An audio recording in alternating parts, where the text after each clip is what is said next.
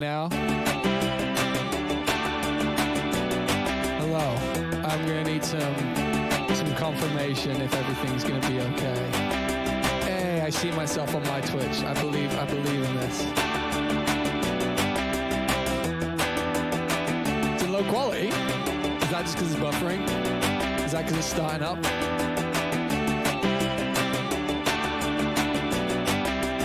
My assumption would be that that's because it's starting off. No, it's telling me I'm dropping a lot of frames. That's not great. I wonder why that would be. I haven't changed anything.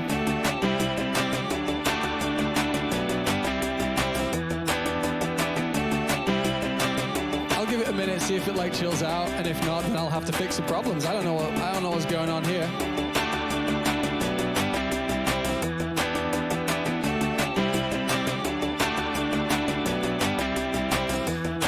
Okay, so if we're gonna have connection problems, I'm gonna have to have a little look into that. Maybe I have to take this down for a second.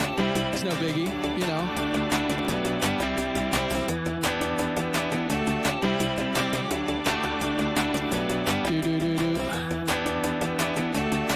All right, yeah. Fuck. Yeah, if it seems to be lagging.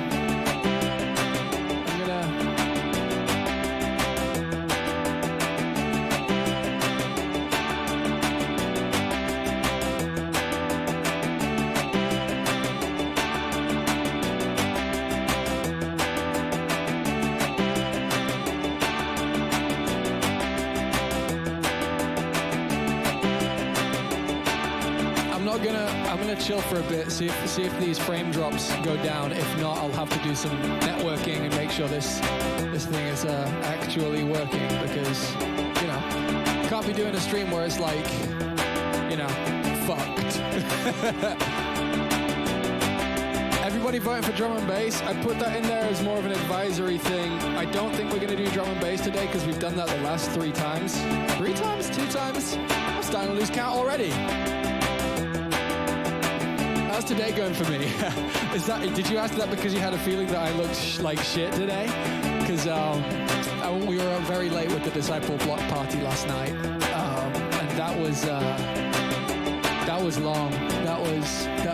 It was great and it was fun, but because of the time zone shit, that had me up till 5, and then I'm up for this, which is I think I just about got like 7.5 hours sleep.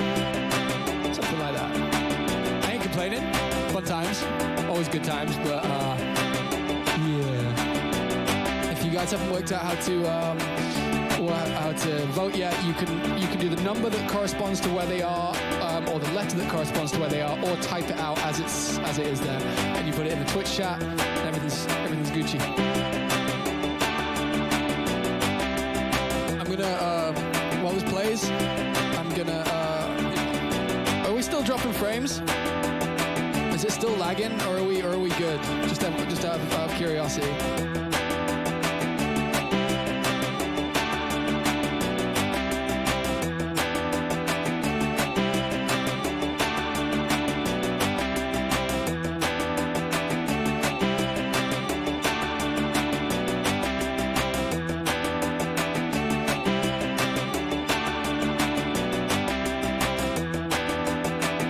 Seems fine, that's good. I'm gonna switch over to the right monitor then, because I don't have enough monitors for this streaming shit.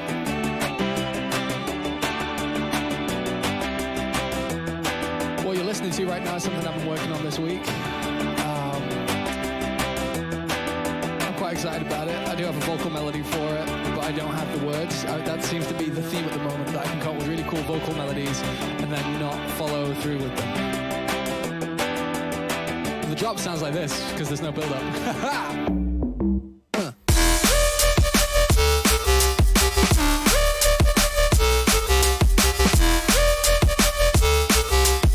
Right, yeah. Not quite done, but I like how the drums just kind of sound really atypical. Let's go back to the loop. That was a vibe. But let's do it like slow. Let's vibe out. Oh man, it's gonna be a good stream. I'm already feeling it. Yeah, it looks like dubstep's the one. I left the drum and bass on there to see if it would win anyway. Because if it won anyway, like you'd be like, fine, but.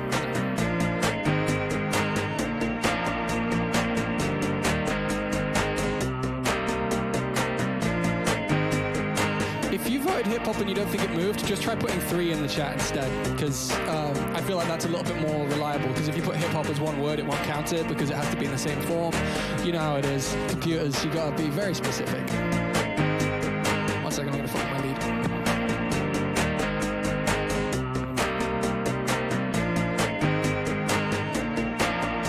Chances are, if we do make a dubstep tune today, which is what it looks like it'll be, I'll probably just make a real quick drum and bass VIP right at the end, just because, I don't know, flexing.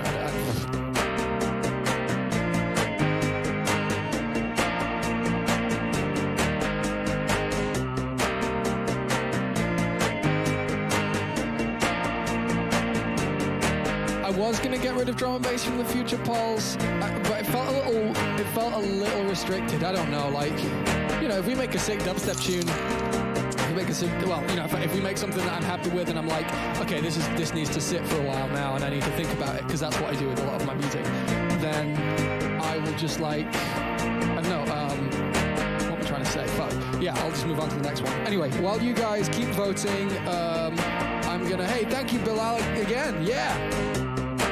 So much excited about the new music I started. Hell yeah, man, I'm excited for you. I'm going to quickly do a post to Instagram and Facebook, and that way we can, drive some people over here. Fun times. All right, I'll be 1 second.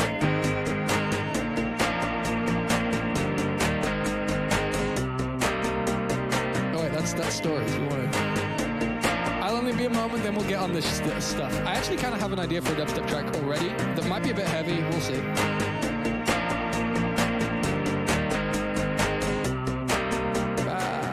Pose for the camera.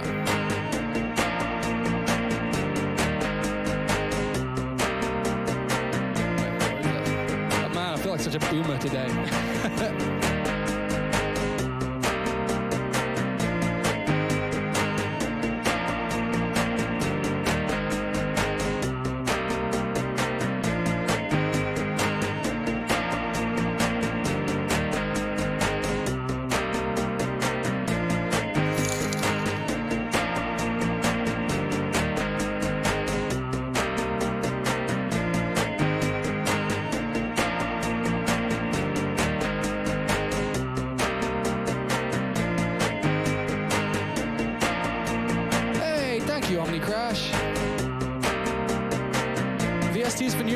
Producers, fucking Serum. Serum's a really great synth to learn and explore sound design and synthesis through. And I also, I think that's a really good starting point, because you won't really need any of the really good EQ and stuff, like the EQ plugins and stuff, because it's not going to matter to you that much at first. And it's good to understand how you're going to create sounds.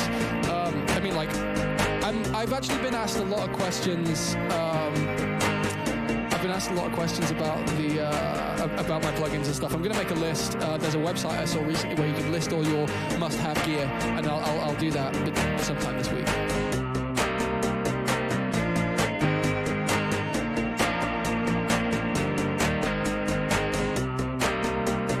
Sorry, just making sure this post goes out.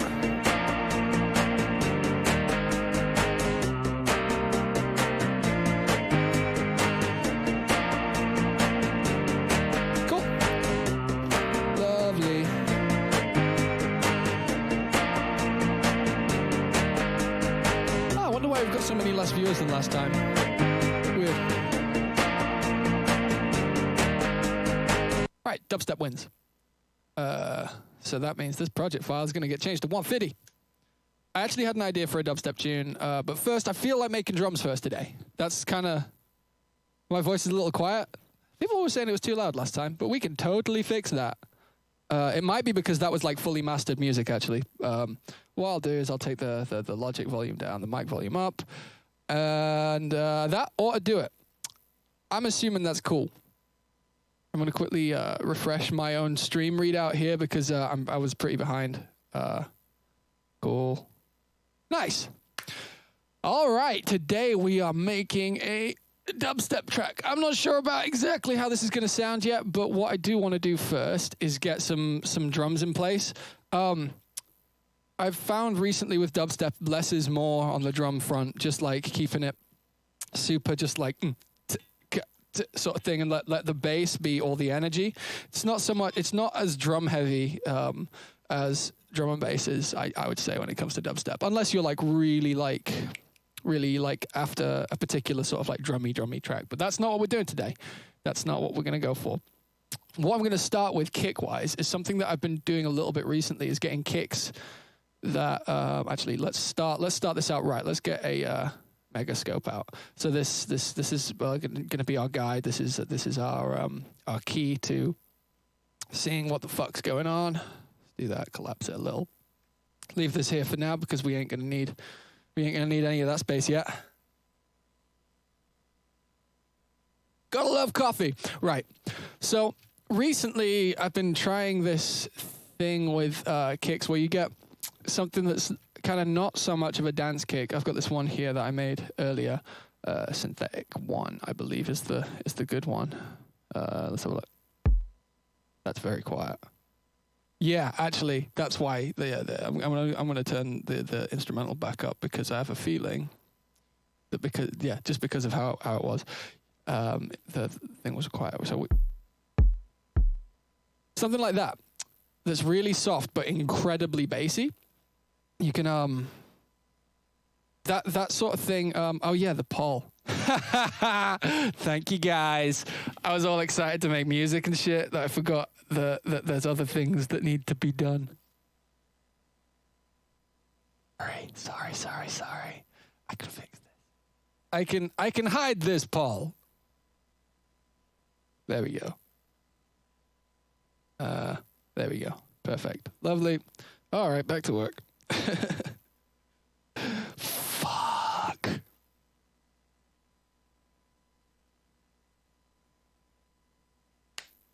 Cool.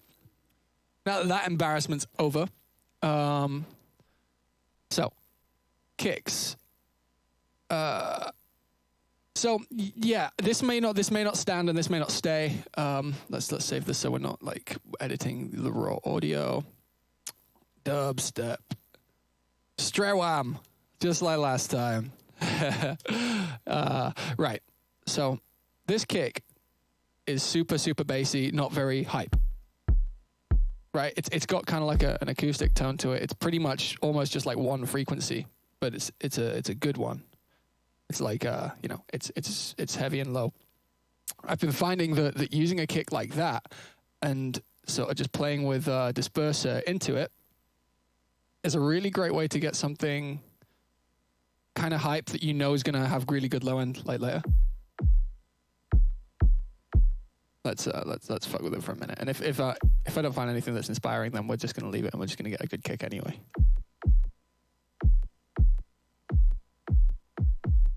That's kind of cool. How's it looking? That's kind of horrible looking though, ain't it?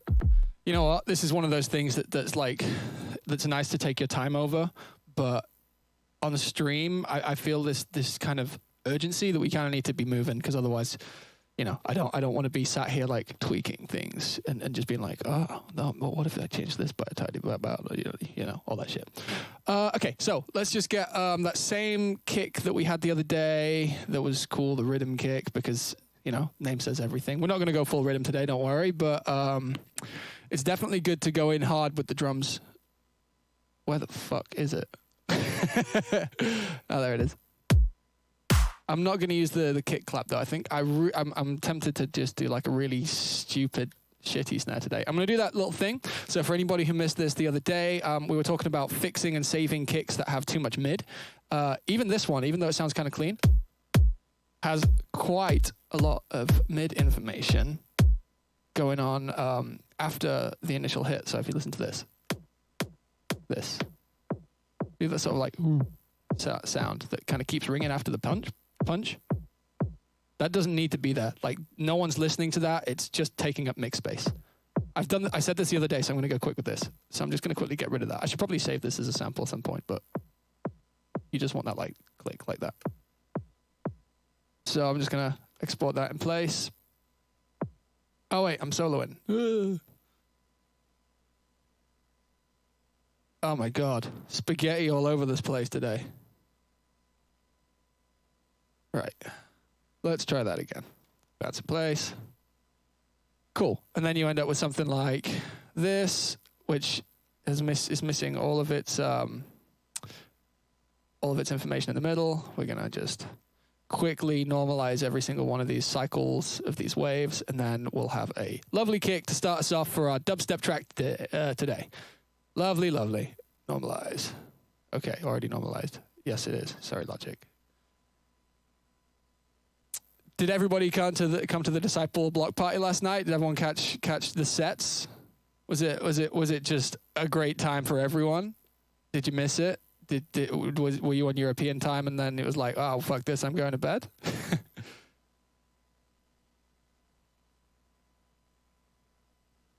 It was really fun. It was really weird. Like, I didn't expect it to be as weird as it was when I agreed to it. Like, as soon as it was my set, I actually got like, so the sets were pre-recorded and stuff because otherwise it would have been a nightmare tech-wise. But like as soon as I got on stage, I actually felt like a little bit of nerves. And for anybody who wasn't there, this was like a rave held in Minecraft, where all I had to really do was jump around on stage using my Minecraft avatar that someone lovingly made for me, which was sick. If you're in the chat, fuck yeah, dude. But yeah, I actually got nerves, and I was like, why am I nervous about this? Because literally all I had to do was jump around with a Minecraft character on a pre-made stage to a pre-made set. But like, I was like, I'm gonna fuck this up somehow. Blue Coast God, that's it. Yeah. Is he in the chat? I think it's still up on the YouTube if you want to catch the sets. I don't know if it will be forever because mine had a lot of IDs in it. Like that's gonna, yeah, like that's new. Cool, got a kick.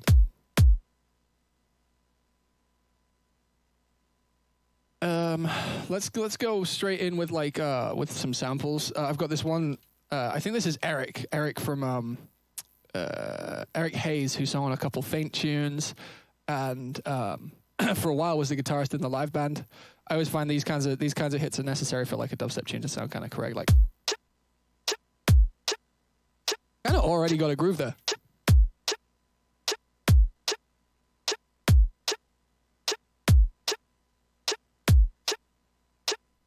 Often, you know, I'm not going to start delaying things yet, but like, dubstep's all about wonky, being offbeat and shit. So, what kind of snare do we want?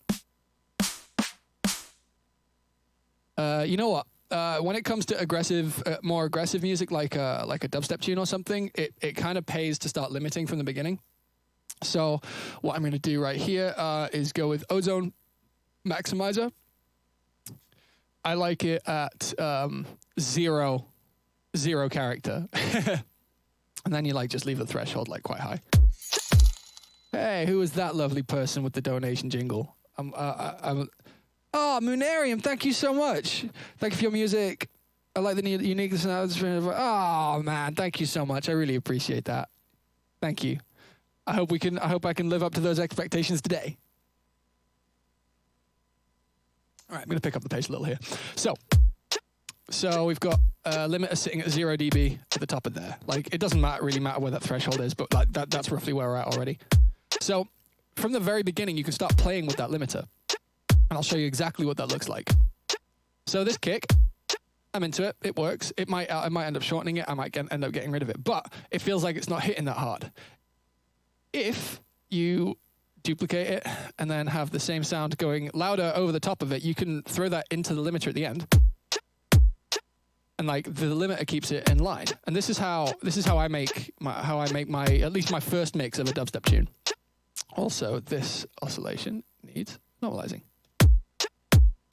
So I won't always do this, but the point here is if I take the limiter off. Wait, actually no. Let me show you this real quick. Like I'm digressing completely, and we haven't even made a track yet. But if we take the limiter off, it looks like this. Off. So this section here, you know, I'll freeze that. This part here, you see that line? That's actually where the limiter's lying. And what happens is it's gonna duck the whole track by that much whenever that kick goes outside the limiter's like boundaries. And what that means is it's taking the volume of the entire track down. So anything that's not that kick, including that kick, everything gets turned down for a tiny little bit of time. So it's almost like a second layer of side chaining. And you can start creating priority in your mix by having things go really loud into the limiter. Like, you have to be careful of distortion and stuff, but you know, it's it works when it works, and if you're listening out to it from the very beginning, then you can work with it, and it's like a condition that you work under. It's fucking super useful. All right, I didn't put the barocca in yet.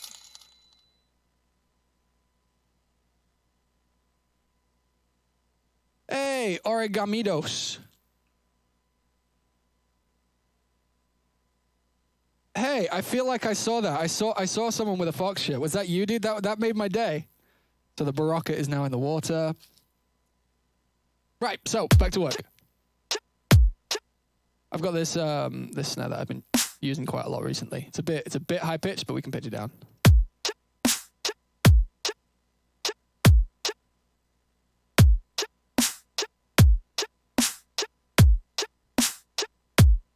Barocca, please sponsor me.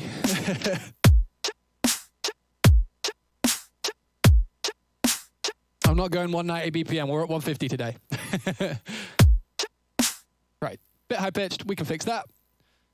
The one thing I hate most about Logic is the way that pitching things works. Like, you know what? Today I'm just going to go with... Not that. I like that.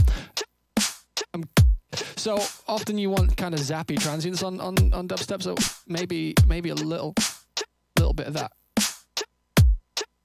Do you guys hear how that's affecting the beginning? That not the actual, not that, the you see how it's kind of got that sort of slappy tickiness at the beginning. If I take this off,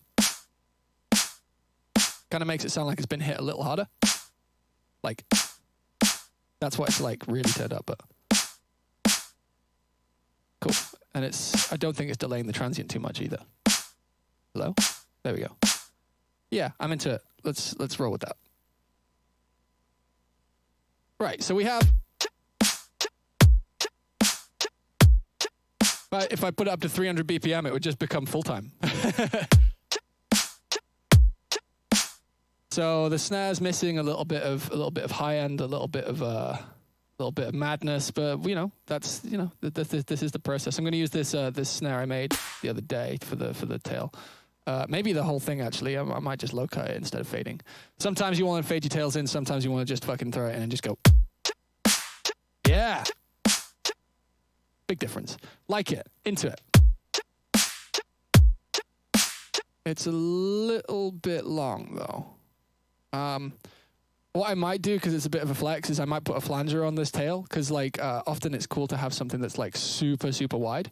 Actually, yeah, I am going to fade this one in, put a flanger on it. I know we're just making drums right now.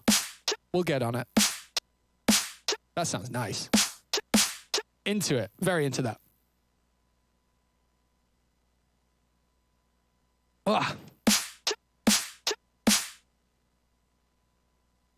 How to make a snare not sounding like white noise. Most of my samples and my snares and stuff have started from real things. Like, just to quickly digress slightly, most of my drum hits actually start with something like, for example, oh, my voice, hello. For example, something like this. This is a sped up version of something Dan played for a different track that never came out. And like, if you take that snare, I'm just going to be real quick here. If you take that snare, fucking put maybe a limiter on it, like, actually we can just use the master limiter. Put it really loud, put a pro multiband on it, have a compression on the low, push it down, push it way down, slow attack, kind of slow release, big threshold. You can end up doing stuff like Whoa.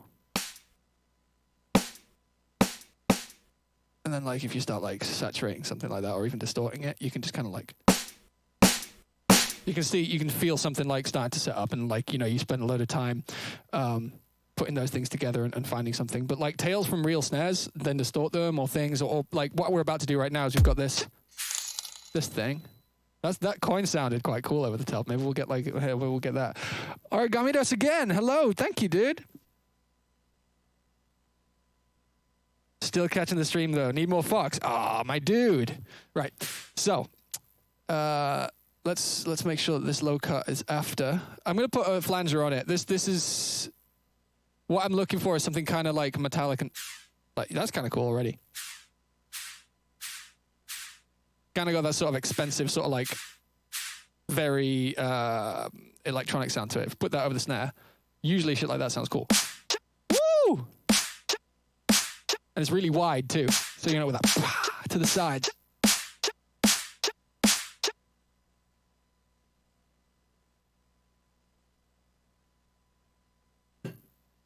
Yeah, so like if we quickly, if I just quickly solo the mids and the sides. So what you want is you want like all of the, generally speaking, if I ever say like that you want something or that something is good, I don't mean that it's the only way to do things. I need to make sure you guys know that. But whenever I say things, it's usually me saying what generally works most of the time. Like you have to be able to break those rules often too.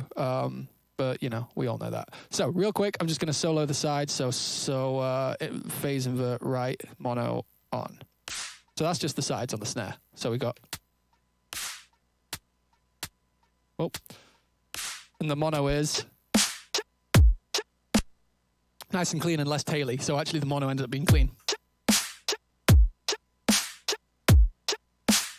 What's cool about this as well is the snare's not going to be the same every time because it's running off something that's off sync.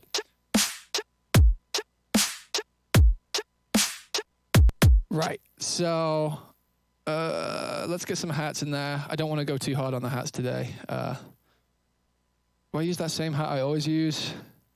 Yeah, I do. I fucking love it. The one from the Chill House sample pack that I love.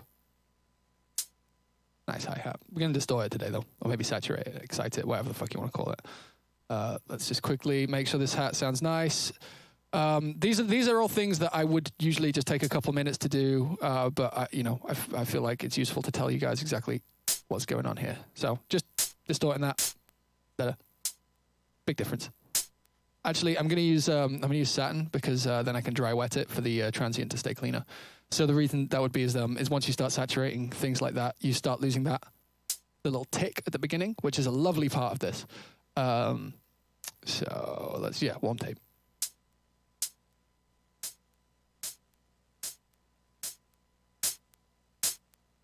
It's clicking at the end, which means we're just going to fade it out.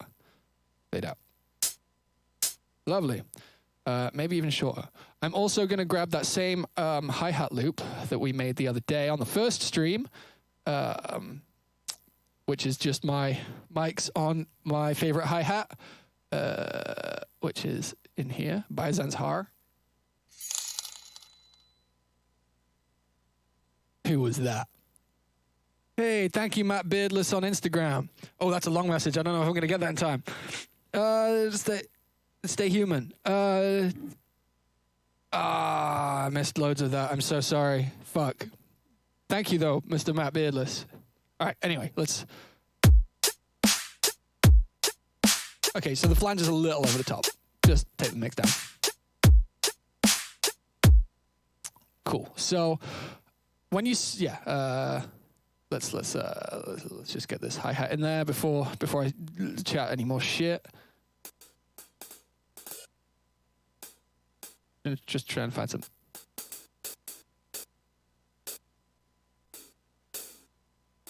Yeah.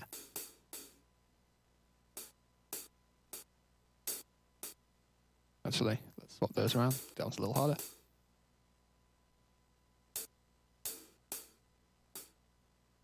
So this is just this. And it's, it's real. Like that's the real hi-hat, which is nice because you end up with like free stereo. Yeah. just because it was recorded with 2 mics, you get like very natural sounding stereo. It leads a little heavy with the right ear, but I'm not mad about that yet. Let's and because this was hit with a nylon tip stick, you get a very, very hard transient, which is always great.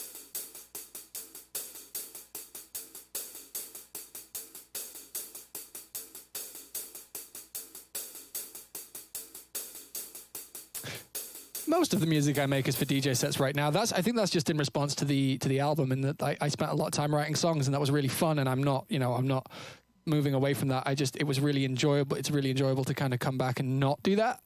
The next track I've got coming out is a track called Like That, and that track turned out really songwritey, but also quite droppy. And that's actually what I'm really excited about that track. Is it's just straight up everything that I am. I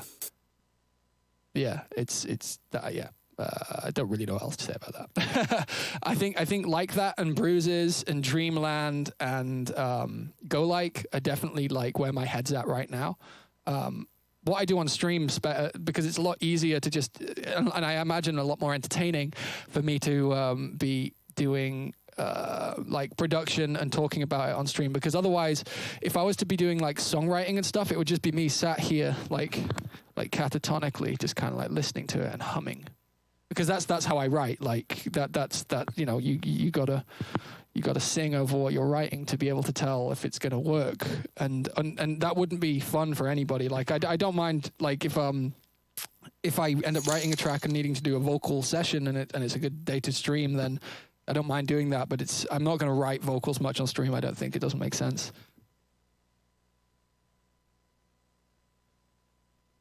Shout out to chat for teaching him how to donate. Yeah, thank you, chat.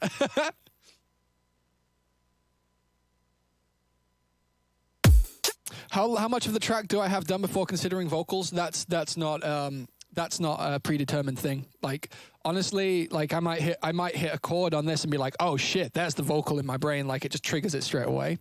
Not every time, but that's definitely how it can work. So let's get sidechaining. Maybe a little less. Should probably be listening to the kick with this. Kick and hi-hat sidechain relationship is always kind of like an important one. It's like you want that kind of squash.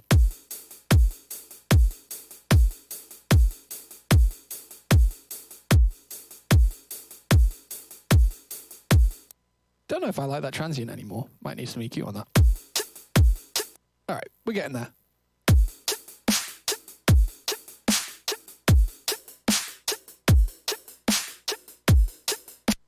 Right, so I think we need some dirt on that kick, something sort of like dusty. Here's what I made earlier. Oh wait, that's not the kick I thought it would be. Stumpy kick. This one might work, but also that one might work too. Right, just gonna quickly add some filthy, dusty stuff to the kick so that we have some top end on it, because right now it's a bit too clean for my tastes. Yeah, so that's not going to be it. I don't think we want something more like this. Yeah, let me just quickly cut off the pre-roll on that. We're doing dubstep today, correct? We are. Right now I'm just doing the drum work because it's best to kind of have that groove in place, I find, when it comes to making dubstep. Then once that's like there, we're rolling. Yes, this is what I was doing. This might do it. If not, I'm going to use a different sample. So without it, with it, yeah, it's helping. I'm going to get the top dust too. I might only need this. I might want a layer. Ooh, into that. Bit long. Want a little less of it. Right. Might fade that. You know what? No, we're gonna go super. We're gonna go super like. What's the word? We're gonna go really clean. I'm gonna get some white noise. Wait. Sorry, had to do it to check it. Yeah, and I'm aware I misspelt white, but that was intentional because the sample is misspelt. So literally just going to put white noise over it. Sometimes is the call. I have a feeling that it will be today. And then you just EQ that till it sounds nice. Right, so what we want is we want that to come in after that transient so that it's not distorting so much, and then we want it way quieter. And then there's like, gotta do this. So right now I'm kind of just trying to make the drums sound full to my ears right now. Chances are we might be able to get rid of like a lot of this information once we start adding like a big bass at the front, but need this back here. I think this hi-hat might need to be a bit more like this. And then crushed. Hey, thank you, Edge20. Share back in. Oh, dude, Vienna was sick. I had a great time at that one. I had quite a few people like come by the stream and tell me that one. That one seems to have stuck in people's minds. It totally stuck in my mind. Whoa.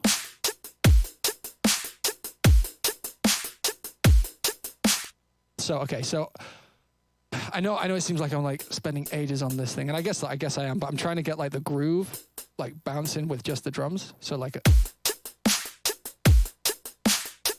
okay. There we go.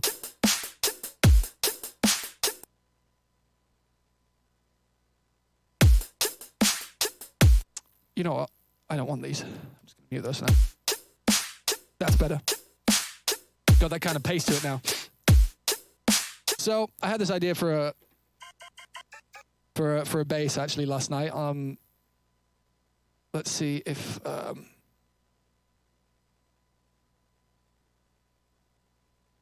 so I've got this starting point that I'll quickly deconstruct for you. So this is just a really low fundamental organ, like so down 4 octaves and it's up 7, and I've basically just added loads of overtones. I did this on stream the other day too. Sounds like that. And then I've done the same one on the root. And then we've also got this. And then what I'm trying to do here is I'm going to send this to a bus, but that's going to have like a bass underneath it. So most of my other things have been like one patch, but this one's not going to be. I'm going to move over here and write this pattern. I don't know if this is the pattern that's going to stick, but ooh.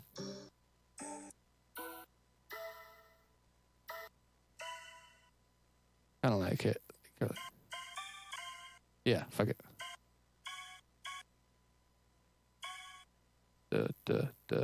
Yeah.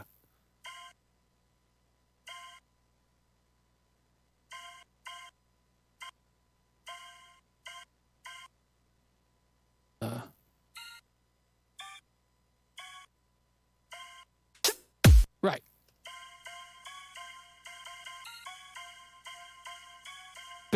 Bit dark for me, but it was what came to my brain this morning. So what I want to try to do is I'm probably gonna like put some no, not flanger, reverb filter. Sorry, let's get this out of here.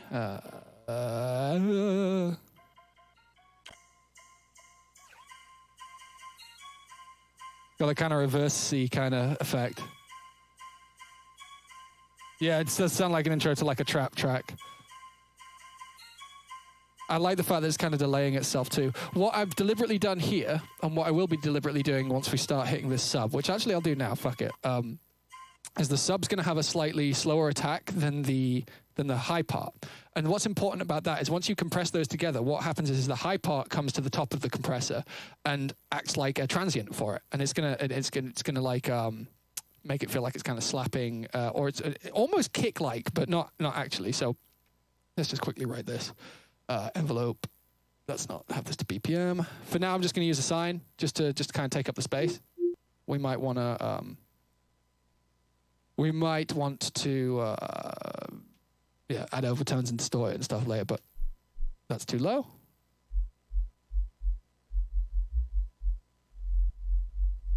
Right, I'm gonna add some overtones to that so I can like hear it a bit. You know, we're not gonna need any of these. Maybe I'll make like a little morph soon, but for now we're just gonna do this so we can hear it nice. Get it kind of squaring off a little. There we go. Then you can actually normalize it again. Makes everything louder.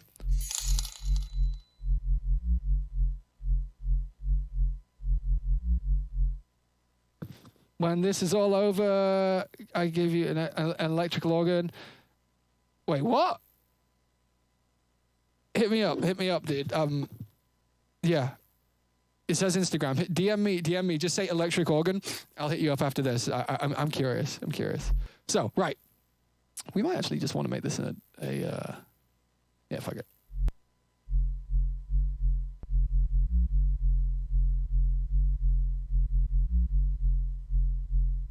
So if we get these two sounds together. This is weird. Just to show you exactly what we're looking for. Right, so that's not doing it quite yet. So we want everything to be kind of decaying a bit more. So like, yeah. Once you've got these things in place, it's kind of, maybe it's a better idea to, for now, do this in the same patch. I'm not going to do that finally because I want to be able to not re-trigger the bass, but for now we're good. How long is that? Right, okay. So, we could probably actually just do this. Do the exact opposite.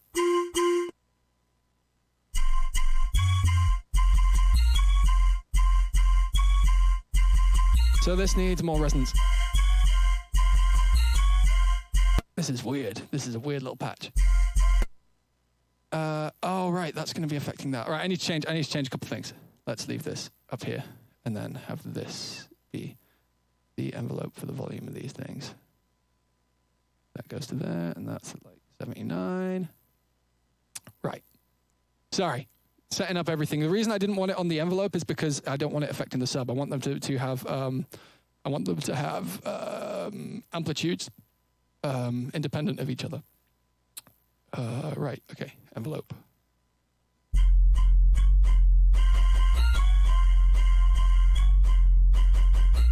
Yeah, right, so we also want the bass to have a... Oh, right, yeah, I'm gonna have to write that in reverse. That's kind of cool.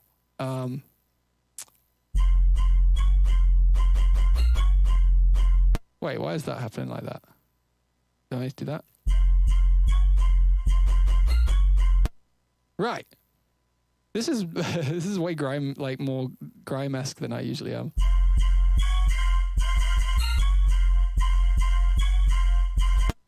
I'm gonna forget about the sub for a bit. I just want to make this sound sick first. Let's get rid of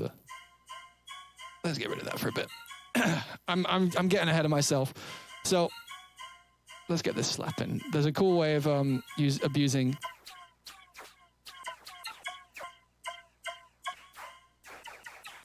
Wow, that's a little over the top.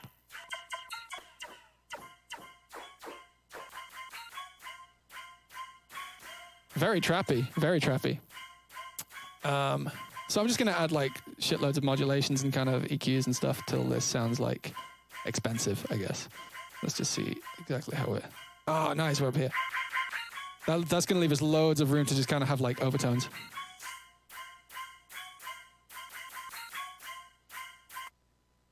We'll be able to do some mad shit. Right, okay, do some phaser. But we're gonna, let's try triggering it with that.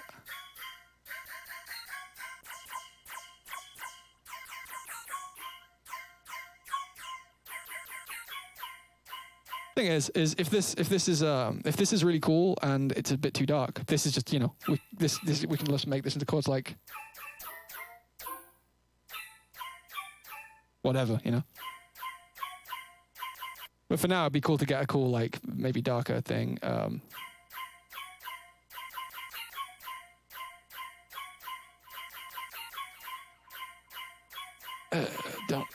Don't link.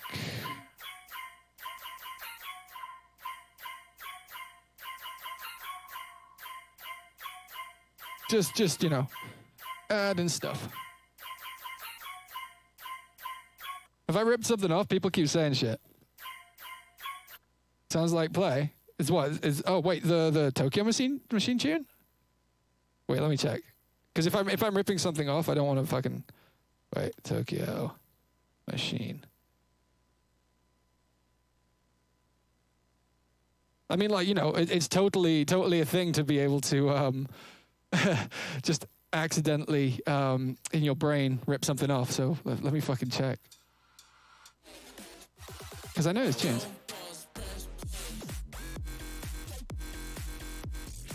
This isn't that much like this. Yeah, okay, that's I'm not worried. That's not the same.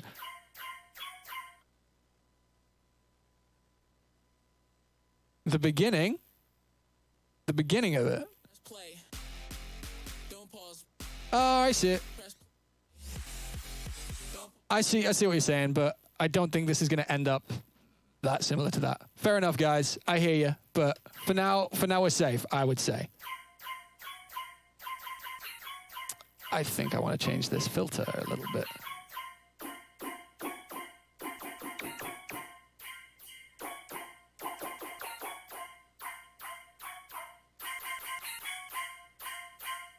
Right, I'm going to compress. Oh, can we? Yeah. Okay, so I'm going to use an EQ to kind of create a different dynamic. So, and then the frequency.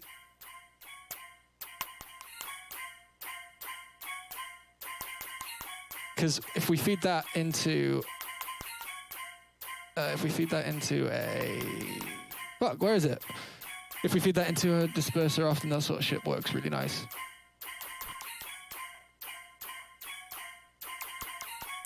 Not today, though, apparently. Weird.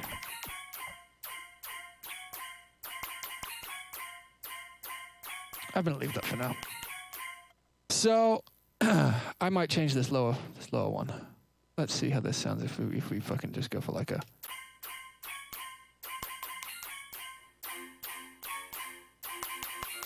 Very boss music.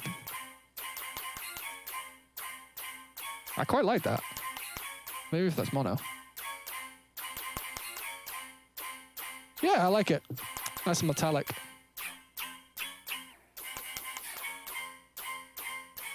I'm aware of the clicking. We'll fix it later. Maybe. That's nicer. Okay, cool.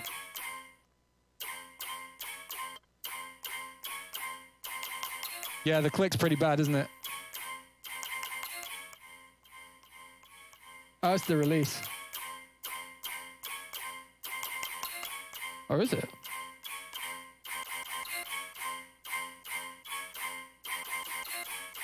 That'll do for now. So, we need more dynamics in this. So, which was our dynamic one? Right. Let's change this to be a beat.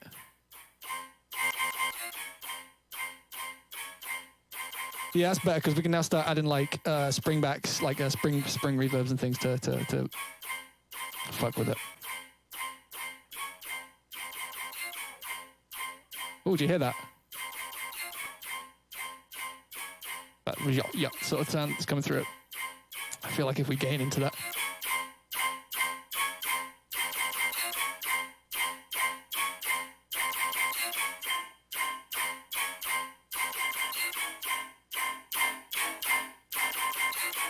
That's kind of cool.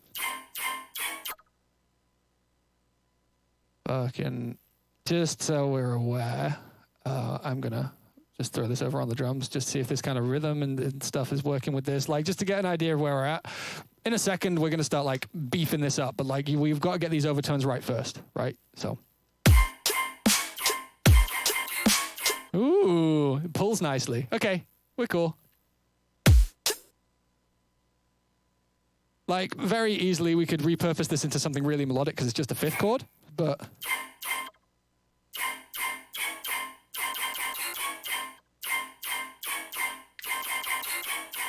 I quite like how unceremonious this sound is. It's a bit like, I'm just gonna fucking make a little metallic thing. Let's fuck around with this.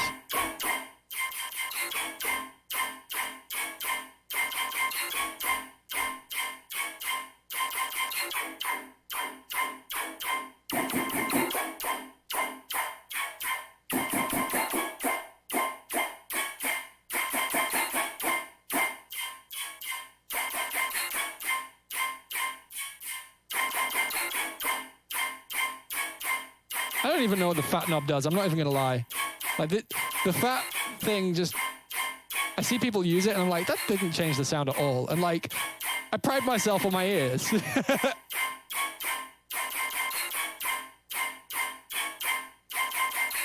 Right now we're in 150.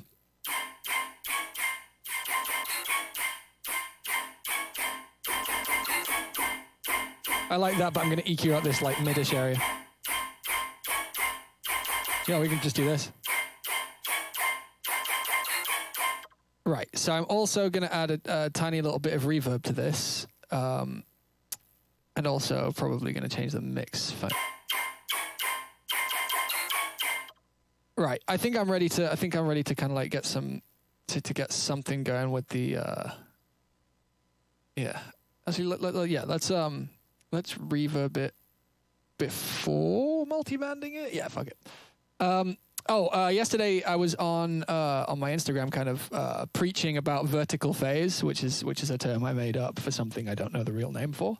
If anybody saw that, we're not even bothered about that today because this isn't a sound that kind of sticks to another sound. Like we're not really going to distort them together so much as we're going to compress them together, which is where also when vertical phase kind of doesn't really matter. Whoa! Oh, I've duplicated it. So we want a slow attack on this, so we get that kind of like that attack sound. So we're still getting that sort of transient. I think we want like that sort of sound. We like that. We want that there for now. Because once it comes to like compressing this together with the sub, which is definitely what we're going to do, it'll create like a nice thing.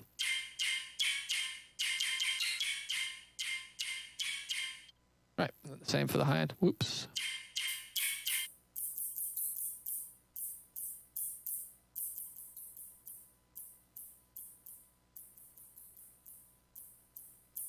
Maybe we do want it like that. I'm gonna move this mic a little bit. It's funny. I'm trying not to like fucking. There we go. That's much better. Right now I can fucking talk and move and work. How's this? I'm not sure we want the compression on the high end. I don't like that single resonant like midish peak. You can this one I believe. Oh no.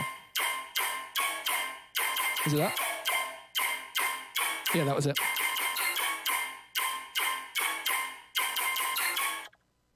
Something really weird we could do with this actually that I usually don't do with these kinds of sounds. Hey, thank you, Fix the Click, for the thing. Supermarket. Ooh, what is my preferred supermarket? I think I'm an Asda man too, generally, but like there are some things in some supermarkets that you can't get anywhere else, so it's good to know your options and shop around a little bit. Albert Heijn, actually, which is the Dutch one, that's got amazing fruit compared to the UK at least. I'm gonna do something cool here. I'm gonna fucking put a vibrato on this sound because I think it'll make it a bit more troll. Oh yeah. Cool.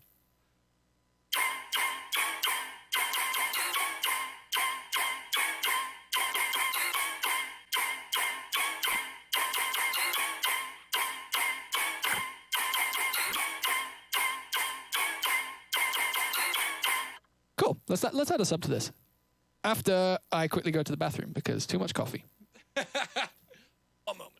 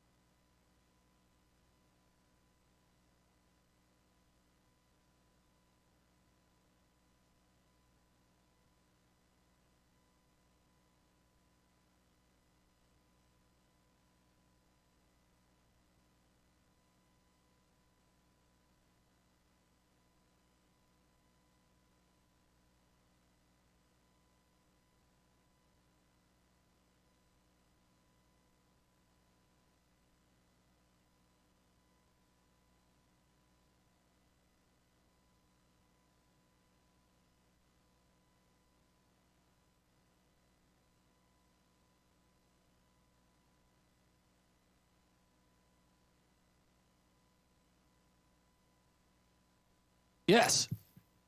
We're back at it. All right, let's go. I like it. I'm into it. It's cool. This might benefit really heavily from some Soothe. Soothe is really good at kind of taking metallic sounds like this and making them sound a little bit more in line. I probably don't need Soothe 1 for this. The reason, some people were asking why I would use Soothe 1 versus Soothe 2. Soothe 2 has a tendency, I think, to be a little less aggressive and a little bit less like tending towards just becoming noise, which is nice sometimes.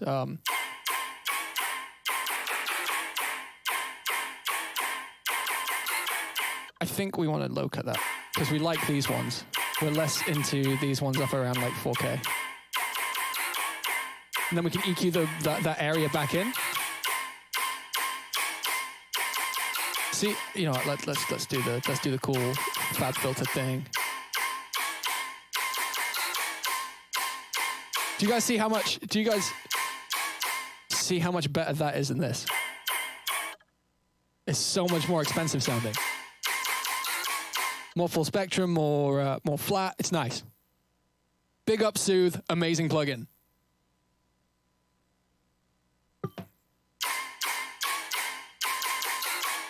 This would make a good jump up sound. That's not what we're doing today.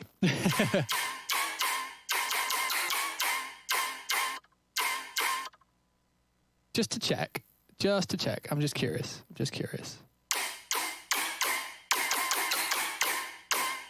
Right, so we definitely want that high pass.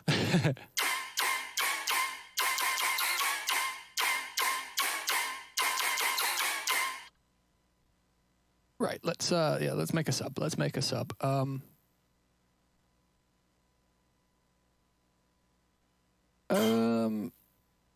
Okay, so we don't want to re-trigger our sub too much, so I'm gonna just anytime. Okay, we're just gonna do the first beat because I'll show you why in a moment. But for now, we're just gonna do this first bit. There's a reason for that, and it will become clear soon. I just need to make this sub init preset. Okay. Basic shapes.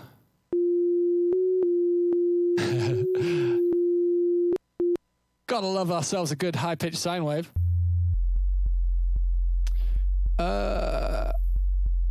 Oh, I'm really tempted to do something very dumb with this tune. We'll do that a little later, but for now, let's keep it clean.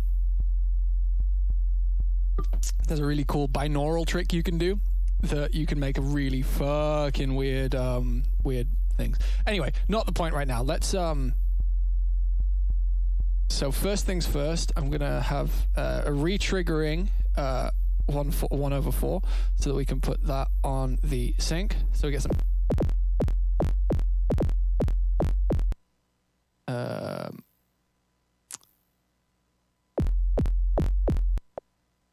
Okay.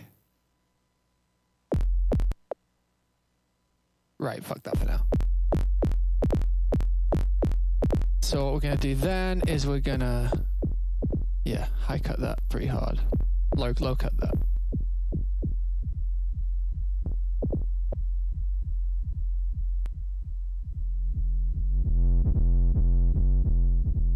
Right.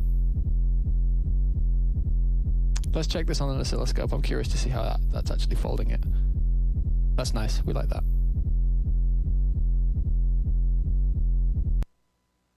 Why don't I use pitch modulation instead of sync for that doink at the start of the sub? That is a fucking very, very interesting question. So, if I was using a pitch one, what it would mean, you know what, I'm going to quickly illustrate this. I mentioned this in a chat last night, and it's a really important and interesting thing for dance music. So very quickly, we're going to do a quick case study on why we would do that.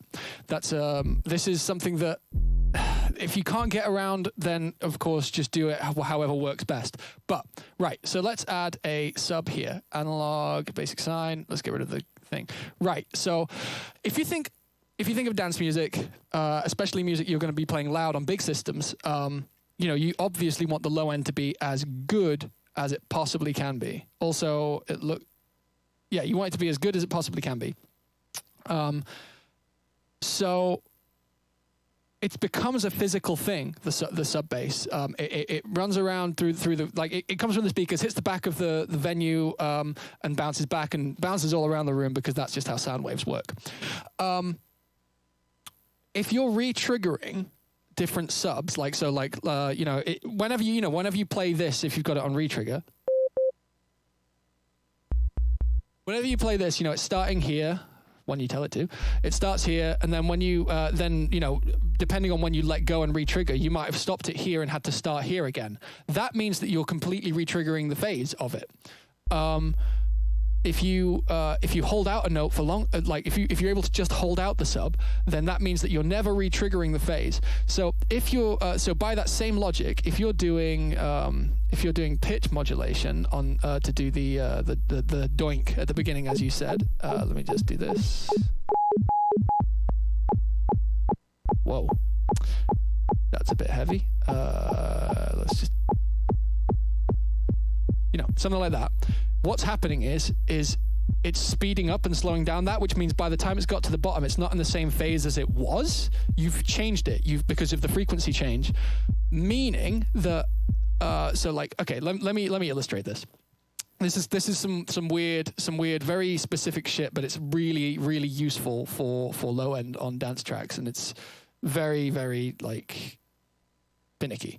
Right. So let's get rid of any modulation on this. These two both start in the same place, right? These two both start at the beginning, like that. We want to get rid of that modulation. What am I doing? Remove. Right, so if I phase these two out with each other, get rid of the filter, because that'll create differentials. Right, so, has anyone noticed something here? What's happening is when it gets to its bottom, wait, fucking hell, where's my oscilloscope gone? Right. So the ideal sub doesn't stop, and it holds that note forever because it resonates and it never phases itself out. So ideally you want this. And you want that for the entirety of the note. You don't want to re-trigger it. If you're using sync, the only point at which it's different from that sub that's completely ringing out is while it's going up in sync. And the important thing about this is that the sync is also part of the same fundamental. There's no fundamental at all at this point because it's just phased out with that held note. If instead I were to take this and do this with do this to the pitch, let me just quickly do that. Notice how all of these phases are different. It's lining up differently every single time, which is a bad thing.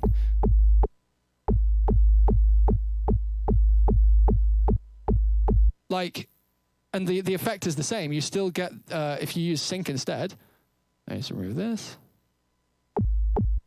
Oh, and I'm also using octave. I wasn't even using coarse, which is why it sounded weird. My bad. But still, the point still stands. Where are you? Put this back on. See how it's louder and quieter every time. That's only because I'm doubling up these. This, if I take this off, this would be fine, and it would be flat all the time. But the phase between these, let me freeze this. The phase between, being an idiot here. The phase between these resting points of the sub is different every single time, which means that in the room, those things are doubling up or phasing each other out, and you have no control over it. If it's just consistently one note, it's fine. Okay, that is a big digression, but it's something that not a lot of people know about and not a lot of people take advantage of, but makes a big difference in a club. Any of my stuff since, I guess, Miss You was one of the first where I wasn't re-triggering the sub at all. Even ideally, it doesn't have to be to do with pitch sweeps. Let me if I can get rid of this. Wait, what am I doing? Right. So ideally, instead of doing this, like in a different in a different context, instead of re-triggering every time you want something like this, right? Instead of re-triggering each time, you want to set it to because then it's staying on the same phase. it works for a lot of things. And like when it comes to my Miss You bass or like the other things, I'm only modulating it to open. You want to be able to hold the note out basically, and it keeps it good.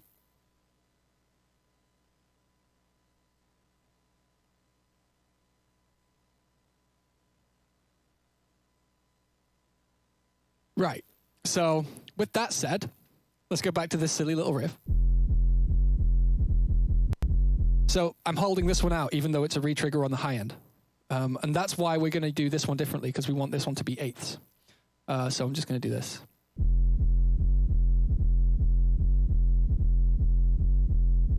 So now that's public knowledge. I'm glad. Everyone's low end hopefully may get better. That would be amazing.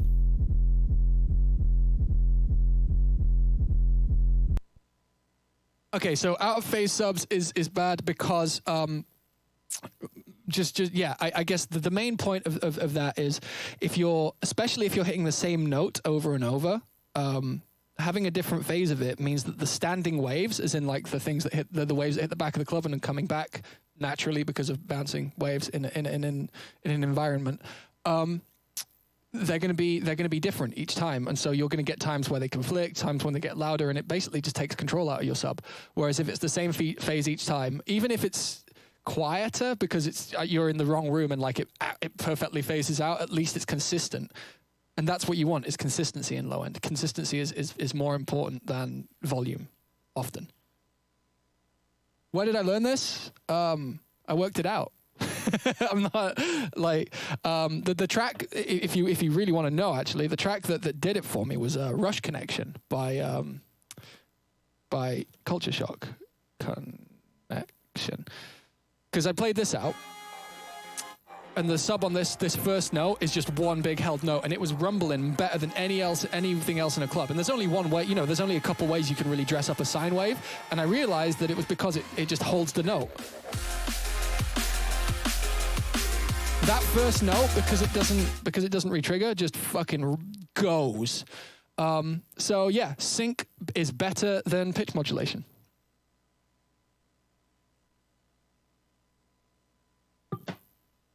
Does that make sense? Is everyone cool with that? I'm gonna get back to my sound now.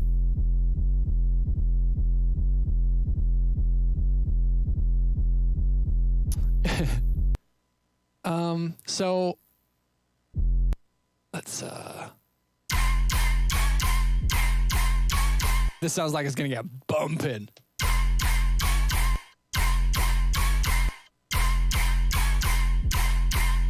I wonder if we want glide. Is that too much?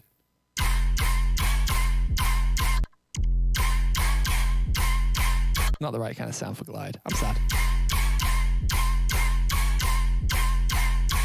Right, so I don't know if I will order to do things in here. All right. I know what I want at the end point. Like we want to start. I'm gonna do this in this order, I think. So let's get some mad angry shit going. So we're gonna do another fucking mad thing. Basic shapes 3. No random re-trigger. Okay, so actually no, we're gonna do it like this. We'll go 180. So let's make a really weird wavetable. Something like this.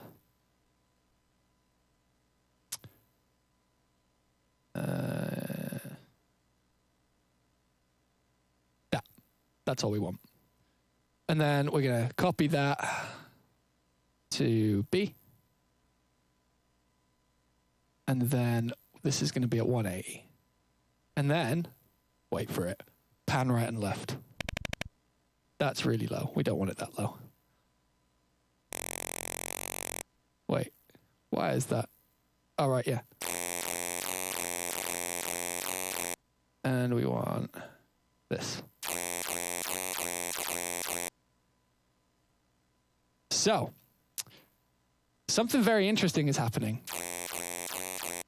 Because this is 180 off, we've got the first half of the wave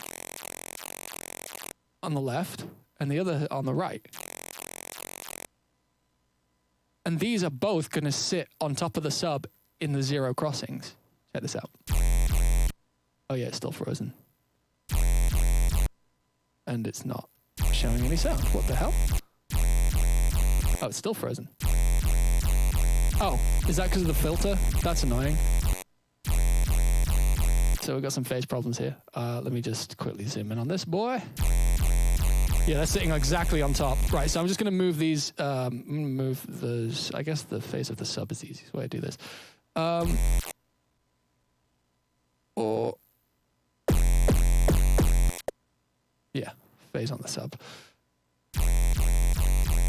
We want these to sit in between so that it's... Wait, is this inconsistent? Is something not re-triggering? Sorry, I'm just trying to figure out a little problem here that we're having momentarily. You know what, we don't even need these to do that. We don't even need that, we just like...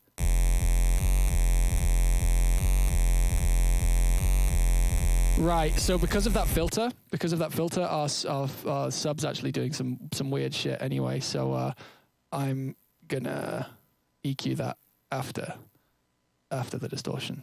Or is it the distortion that's causing that? Who fucking knows? Let's find out. I don't use the serum distortion that much, so maybe it's better to do all this outside. Let's do that. I'm going to redistort it outside. Hey, thank you for the $20, Matthias. Thank you, man. I'd love to come to Norway sometime, man. I've never been. Okay, that's better. You see how it's like it looks the same each time? That's what we're looking for. It means that there's no like weird phase problems happening because of a distortion. Seems like the tube distortion on Serum also creates some inconsistent phase. Let's get out Saturn then. We like Saturn. Saturn's friendly. Fuck. Right. We're going at quite a slow pace here, but we've been learning. We've been talking about some cool conceptual shit.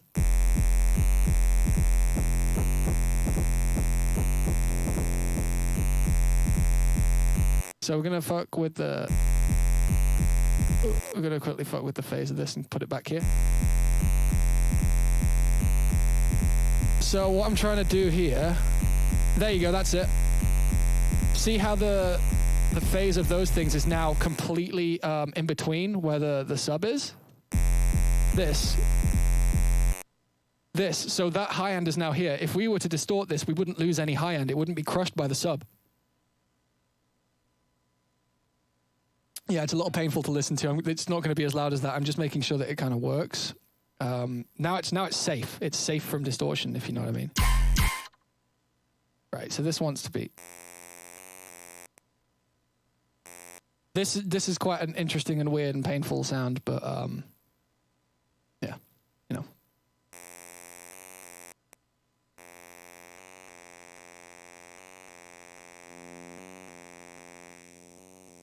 That's better.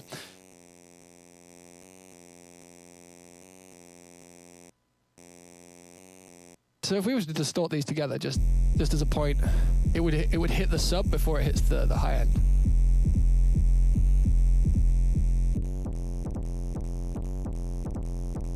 If the phase was off, it would be very different. Check this out. Wait. Wait, no, that's pan. Jesus. Same distortion, same sounds, phase different, you lose all the high end.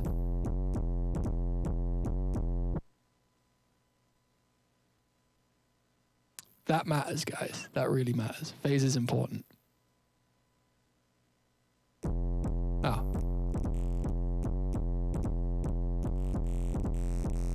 If you don't want to use oscilloscopes, you can just check with the distortion anyway. But we like oscilloscopes, and I'm going back to that because I forgot what value it needed to be at. We're getting rid of that. Okay, less conceptualization, more music. 2 seconds. I'm gonna have to find what phase I had that at because. Yeah, because it was good. I'm also gonna take down how just real quick, guys. I'll take down how stereo that is in a moment. It's incredibly stereo, that sound right now. We need a bit more phase on this. Where are you? Come on. You know, let's just bypass that for a minute.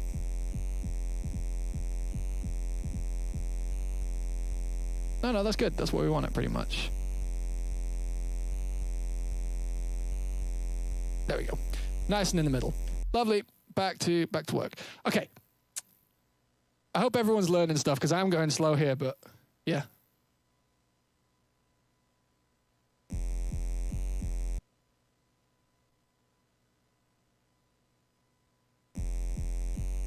So this sound. Let's what's the best way to do that? Do I still have that Voxengo plugin? No, I don't. Right. Is it in imaging? Direction mixer? Yeah, there it is. So when it's mono, it's that.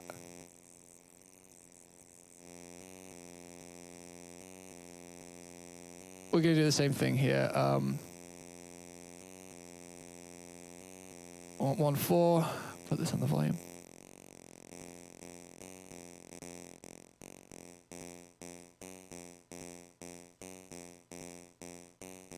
Just gonna shorten these. Right, so now we can start assembling this thing like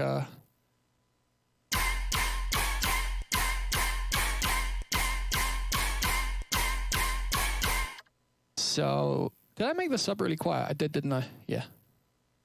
Put that back at like 80.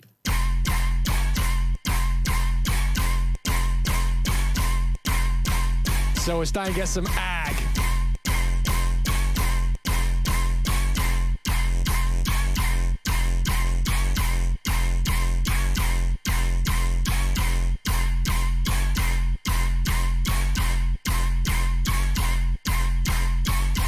Getting there. How's that looking? I mean, like everything's phasing and nice right now. It's a nice little.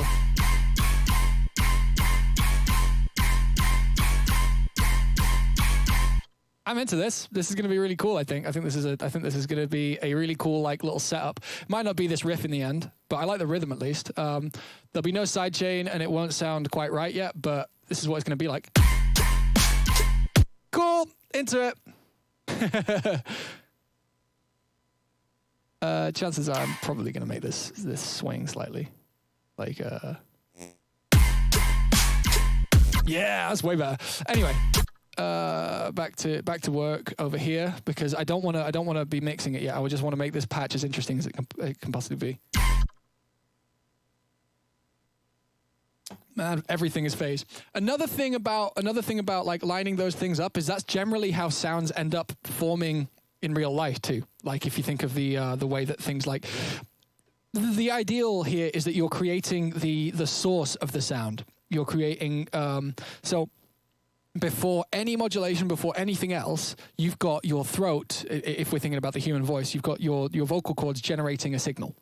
And there's like certain physical constraints as to how something can be made and how something can end up. And this mimics that.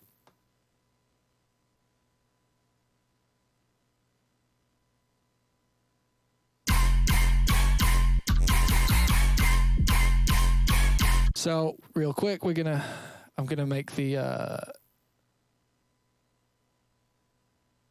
yeah, okay, so what I'm gonna have to do is call this sub 1/4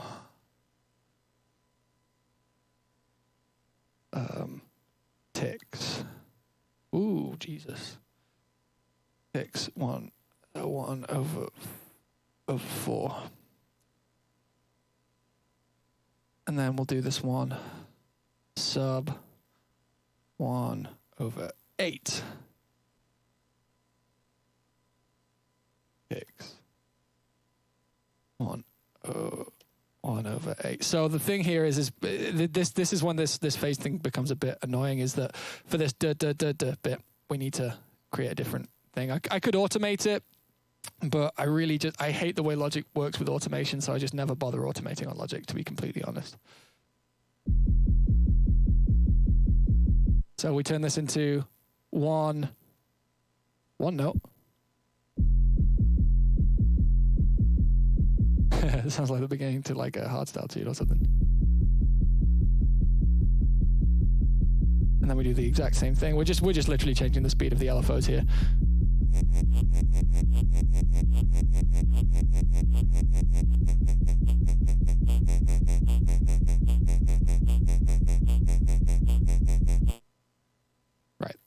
So in theory, this should be nice. Fun. Hey, dude, how you doing?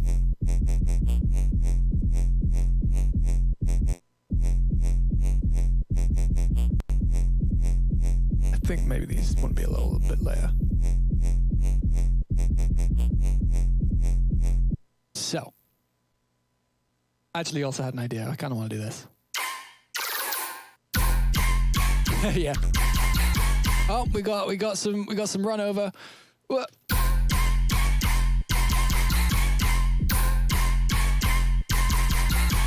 Something slightly up with this now. This sounds a bit weird. Yeah, it's too much like low mids. Or like mids. This bit. Not into that. Maybe we want to add a resonator to that or something. We'll work it out.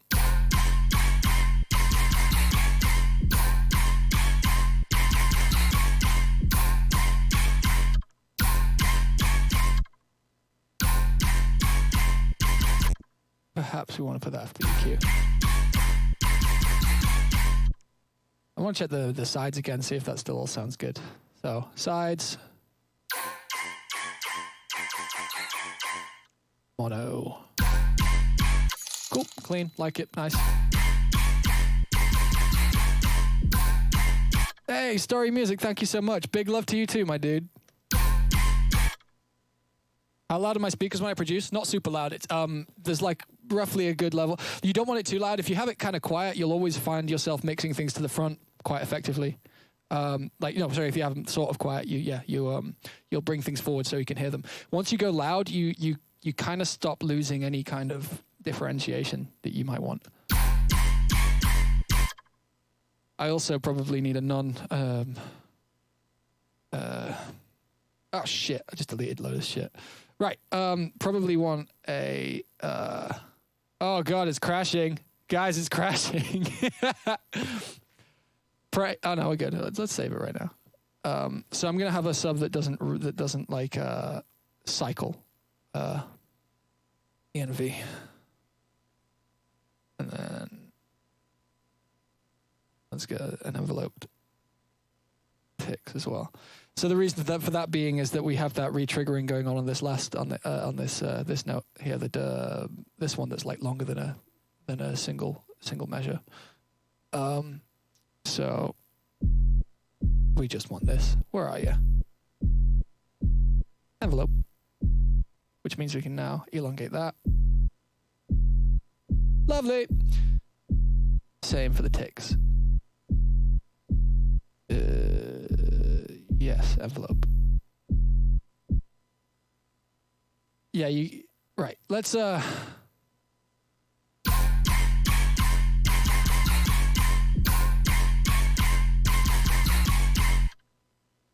let's put this back here. I might have to make a different patch for that low note, but let's see how this takes to some mad compression. Changes it very little, actually.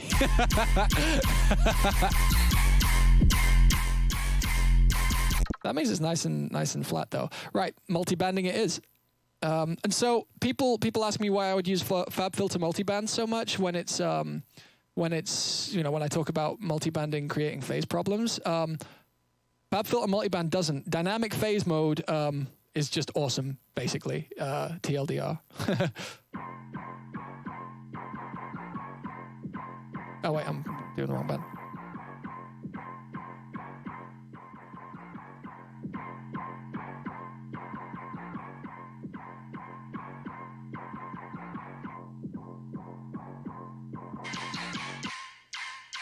Huey's right. It's very, very Mortal Kombat, but fuck it. That's the vibe today, isn't it?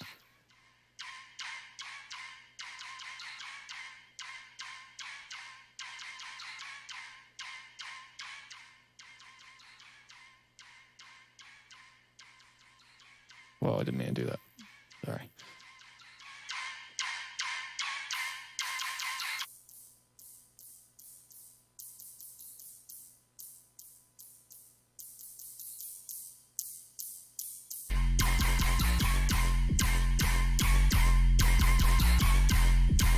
I don't know about that.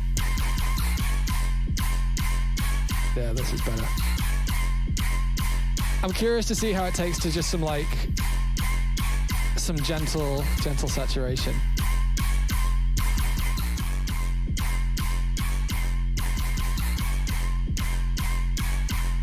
Kind of nicely. I'm gonna fuck with the levels a bit. I love that we can soothe this before everything. That's fun. So, I'm tempted to saturate the high part on its own, like the kind of metallic thing, because it feels like it might need some exciting. And because this thing is like just kind of noise, we don't really need to worry about phase with it so much. I think it needs a flanger too, which seems to be our plugin of the day, is flanger. I usually don't use much flanger in my tunes. The last time I used the flanger was probably Bruises. That turned out okay.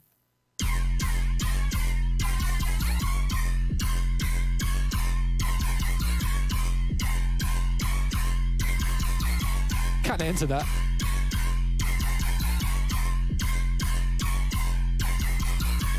I think we can start working out how this sound needs to work with the drums. I think we're starting to assemble it. I'm going to quickly create some sidechain channels because we've got a normal snare. I like to sidechain to kick and snare differently for some sounds, and this is that kind of sound. So we've just got a channel that does the kick, does the kick as a ghost sidechain, and then we've got one that does the snare as a ghost sidechain because we're going to want to treat the low end differently per thing. So I'm just going to sidechain on the end of this. But what I will do is I'll make myself some room for more plugins. Hey, Story Music, thank you. Got nothing else to spend my money on whilst... Yeah. Thank you very much, man. Thank you. I'm enjoying the quarantine a little bit, like... And it also makes sense. Like, there's every reason for everyone to be inside right now. Like, if everyone got it at once, we'd all be fucked. You know. So audio 12 is going to be kick, snare. Those are the sidechain channels. All right, kick, sidechain. That one. Right. So we're just going to loop these two beats for a second. We're going to have these have no output, which they already do not have an output. And we're just going to look at the low end. We're just going to fuck with the low end until it sounds good with the kick and looks good with the kick. Oscilloscope, come to me.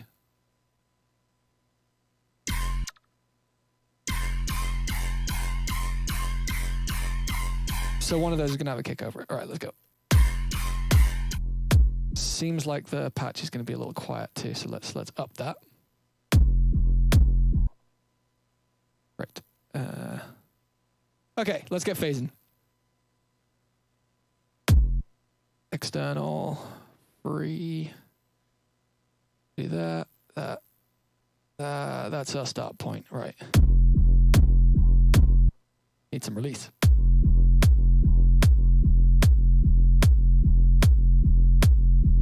Already looking kind of nice.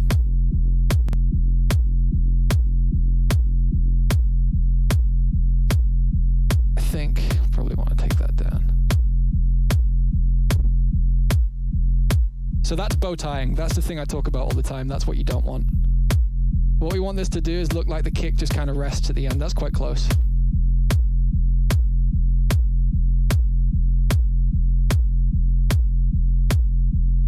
You know, I'm happy with that for now.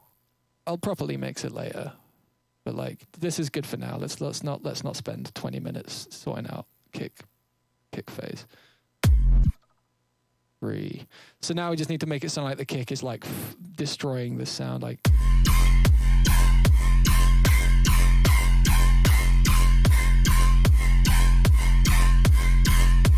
Kind of into that. Let me get everything else in there. Let's.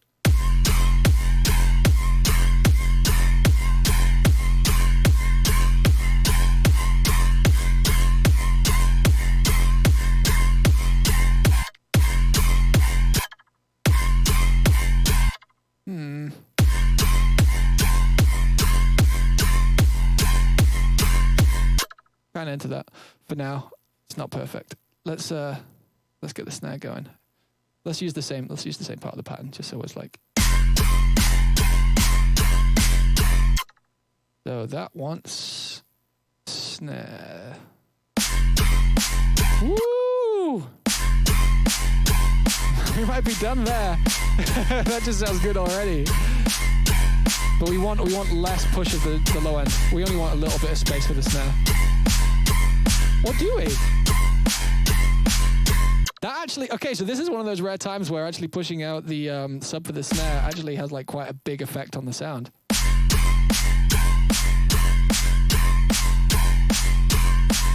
Works for me. Fuck it. It's all good. A little less low end in the name of having your snare sound like it's destroying everything. Love it. So, rough pattern, rough track, sounds a bit like this. I think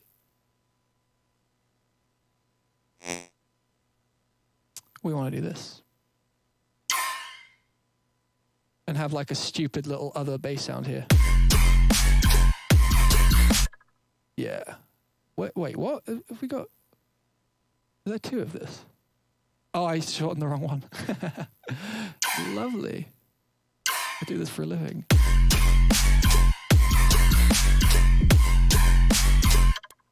All right, so we got something. I wonder if this sound wants to be shorter. Is it all in the reverb filter? Do we want like... Right. We can probably move that reverb filter around too, find a different tone if we need to.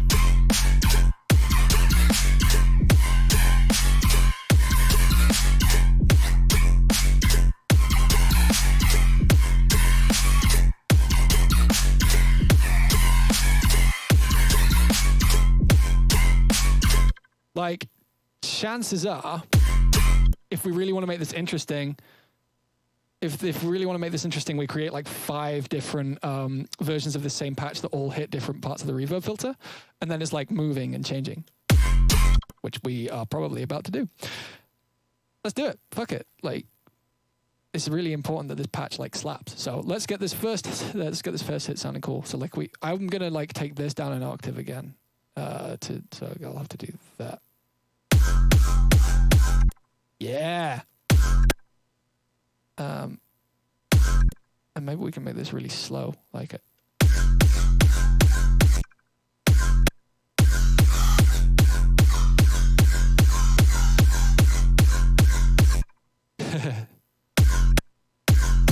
Oh yeah, Skrillex is streaming soon. I'm gonna lose everybody. Fuck. Yeah, right now it's very DDR. I'm wondering, is that...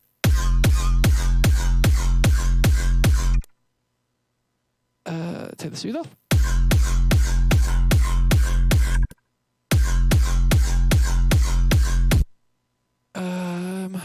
I want this to be more aggro, I think.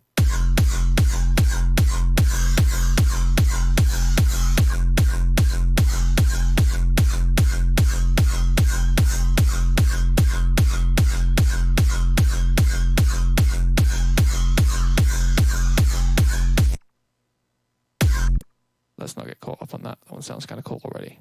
So right, we've got...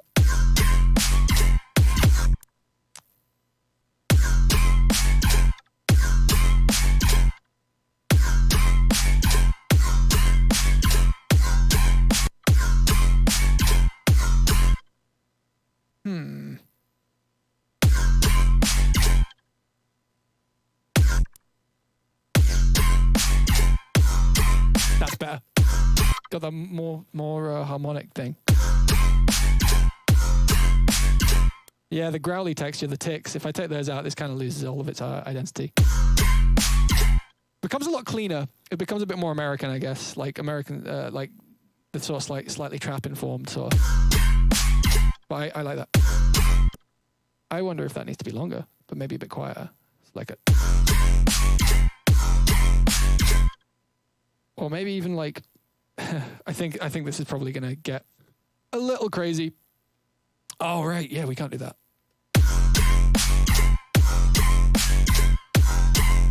Probably wants EQ like it.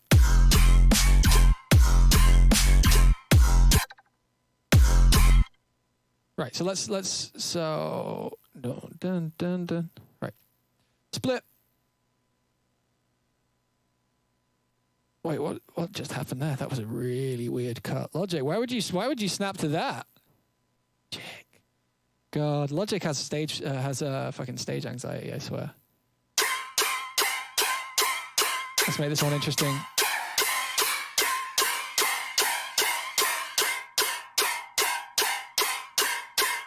You know what?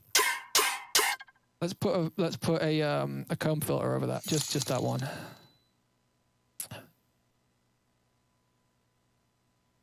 Hey, a Darek 174.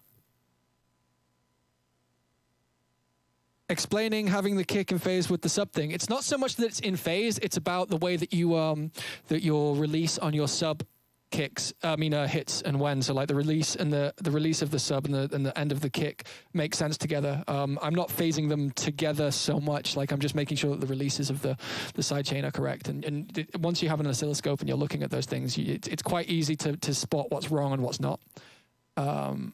Let's do this comb filter. So first let's make this really short.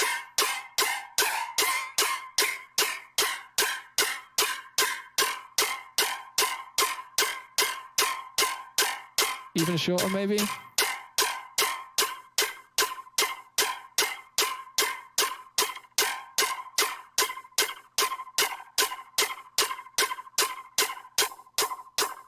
And then let's get ourselves a cheeky little comb.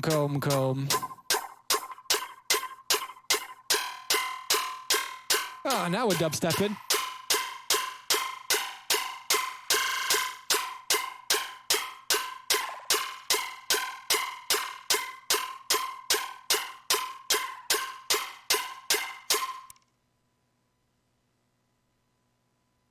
Anything similar to Megascope? Yeah, there's a free one that I used to use, but I really would recommend Megascope. The old one I used to use, which I used for fucking ages and was my go-to for a really long time.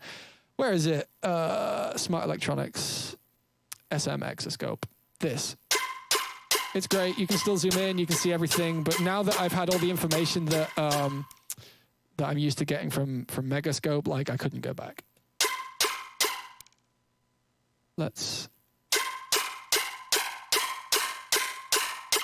So, first two hits. Wow, that's really quiet. Let's, maybe even do this.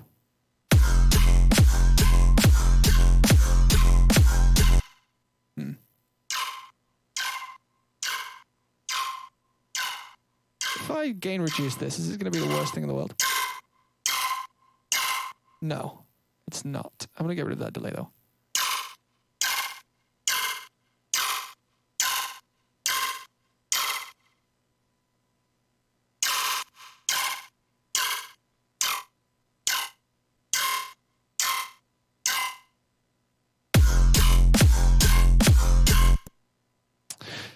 The devil's in the details here, guys.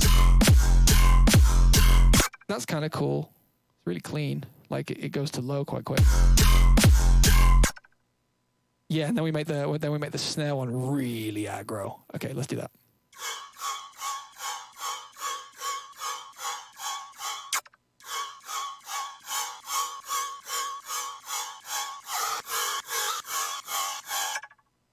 Something like that.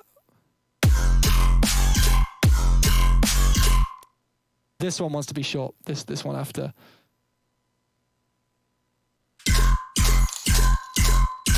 No comb filter.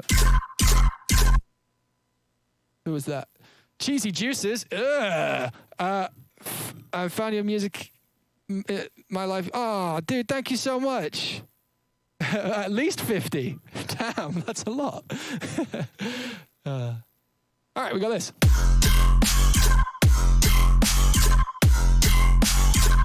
Okay, I like the delay. It's kind of cool. It's got that, but we want less.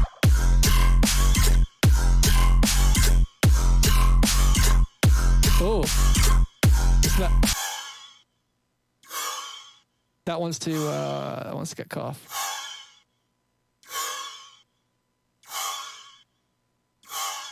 What's the best way to do that? Ah, easy. Let's just do this.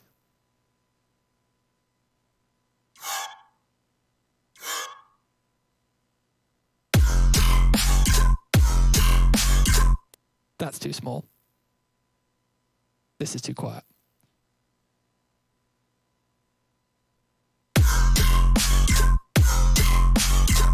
This is kind of cool. I need a piss again. I'll be right back. Yeah, 1 sec. More water.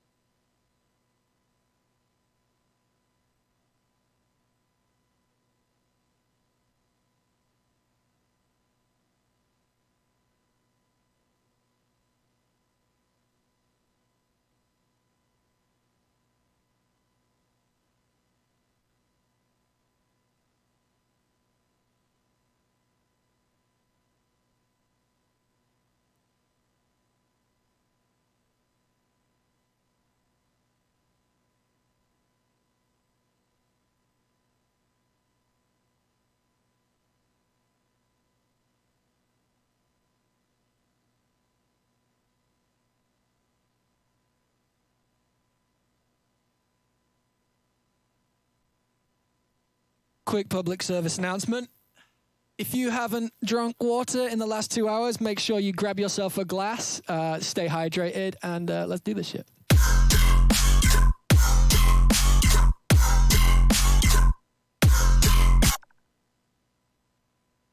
I've changed my mind about this one. It should be short, but it should be delayed. Kind of like echo delayed, not like actually late.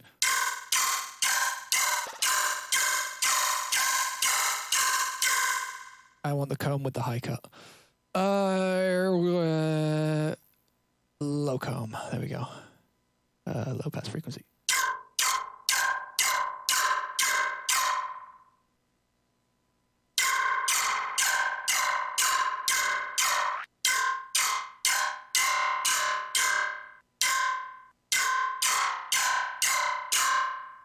I don't know. That'll do.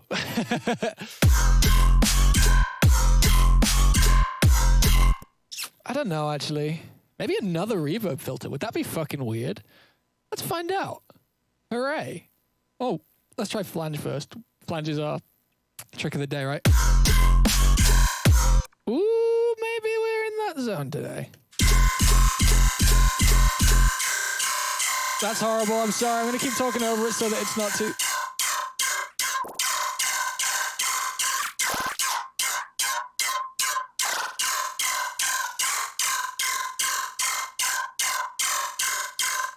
Yeesh.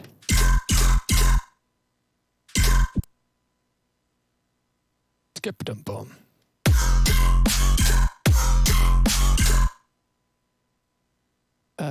Let's do the dun dun dun dun one, the eighths.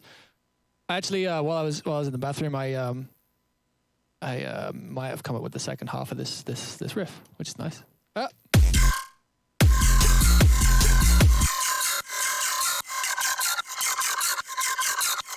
Whoa, jeez, a little out of control, just a little.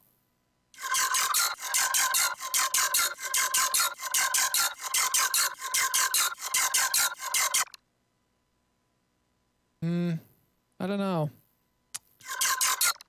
I kind of want this one to be less... I want this one to be more like scratchy, I think.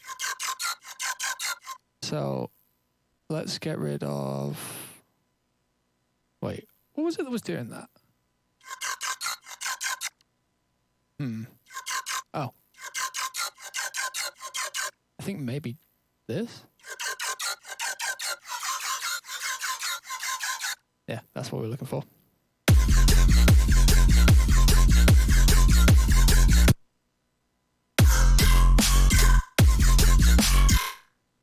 I like that second noise.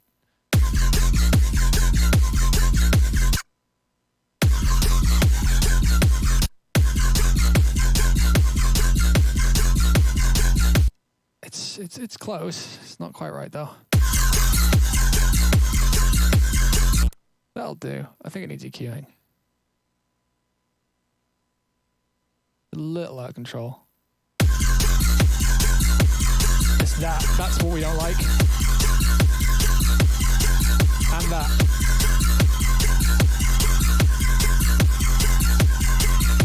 Because that is quite nice. What's that? Not important. We don't worry about that yet. That's some like final mix bullshit. I'm curious to see what happens if I take the ticks for these first two hits and make them like longer. So it's a bit more like this. Instead of being like delay. No, I'm not as into it as I thought it would be.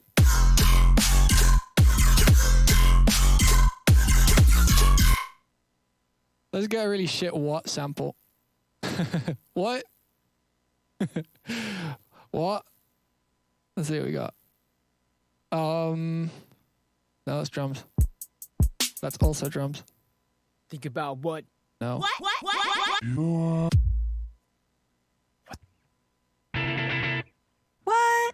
No. Tell me what's the vibe. What? Yeah, I don't want Whatever you. What? You know what? One moment. I will just say, what? Into my mic. What? Oh, no. I don't know if I can fucking... Why am I taking so long over this? Let's just find a fucking spoken word. Voice, spoken word. What? Okay. What are they doing here? That what is fine. Let's go with that. What?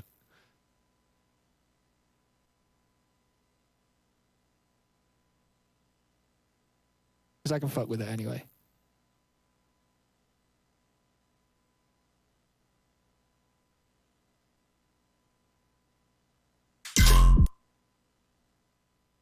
What? Get a little bit of obligatory frequency shifting. What? That's kind of sick.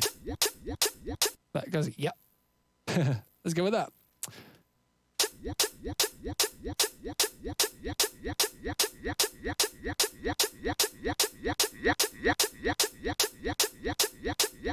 Probably going to OTT that. That's generally what you want to do. Is if you want a vocal sample to sound a little like dubstep-y, frequency shift and OTT. Right? Instant dubstep.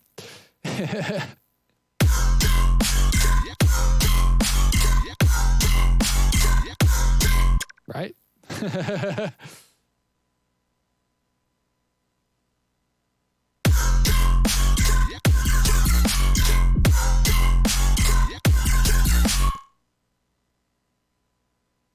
This first one I want to be noisier. Not noisier, noisier. Like more, yeah, just like more psst.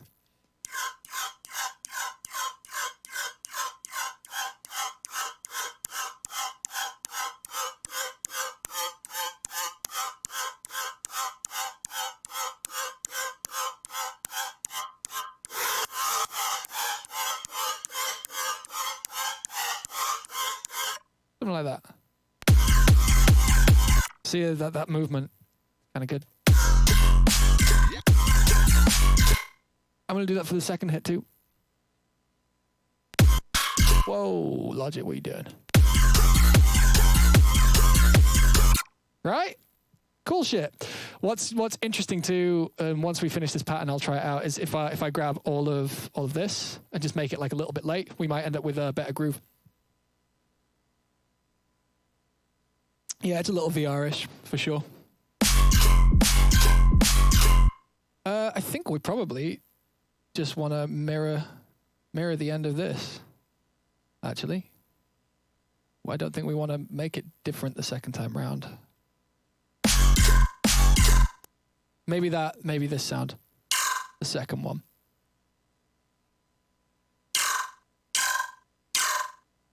Not exactly sure how I'm going to change it. I'm just going to move some shit around. See if it sounds cool. Wow, that's really harmonic. I like it. Let's get rid of that. Woo!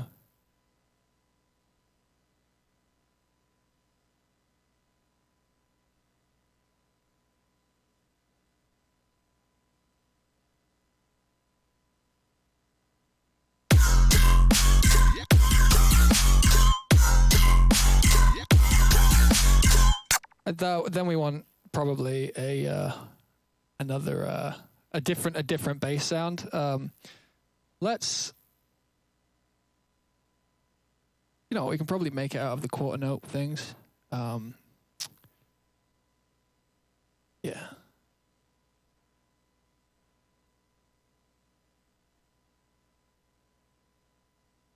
So, because this is kind of like, this is fine. This is fine. Cool. Put these two oh wait, no shit. Put these two together. Get this down here. Just gonna. So this is like gonna. I'm aiming to make this a sound without the top thing. Fun.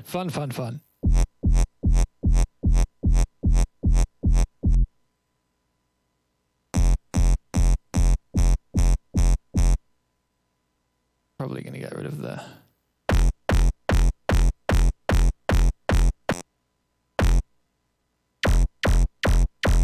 Has that affected the phase? I have a feeling it will have. Oh no, sick! I didn't realize that about disperser. I'm gonna use it more for that then.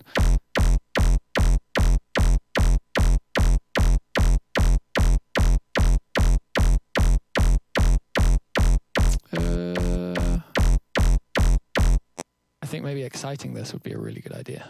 So I'm just gonna gentle saturate this and then re-EQ it afterwards, just to kind of get a slightly different tone on the top end. I'm also going to close this because who needs that?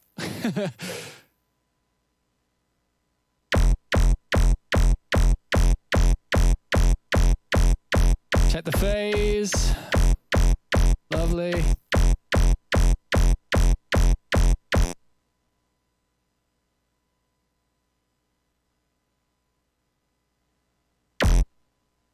I want like a tone. That'll do it. Very, yeah.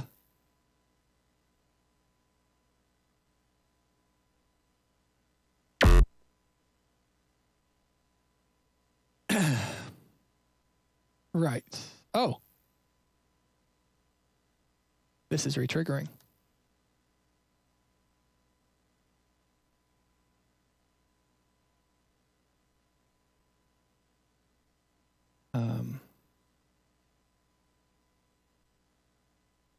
Just making the second part of the pattern.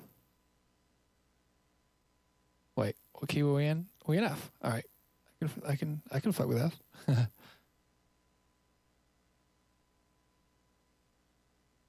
Oh wait, I didn't want to slice that. I wanted to put that there. And okay, sorry.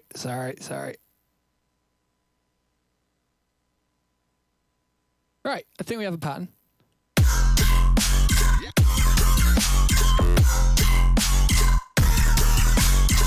Whoa, the sidechain wasn't there on the last hits and it sounded not good. What? Oh, God. Oh, God.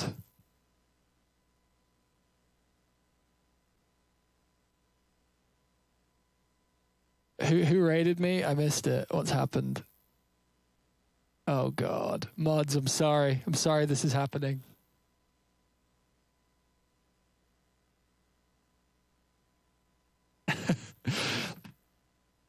Who did this?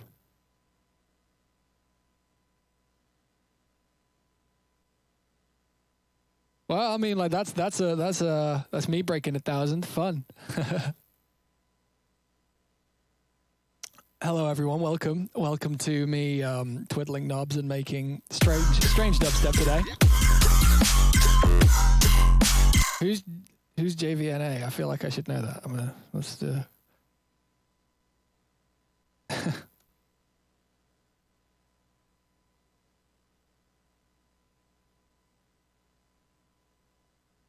Oh, cool. K-pop shit. Nice. I don't know much about Twitch. I'm new to it. the mods are like, shit. What do we do? What do we do? Now we welcome people in, right? Hello. I'm Fox Stevenson, and I make beats. Welcome. You might learn some incredibly over the top techie production knowledge that you may or may not be interested in.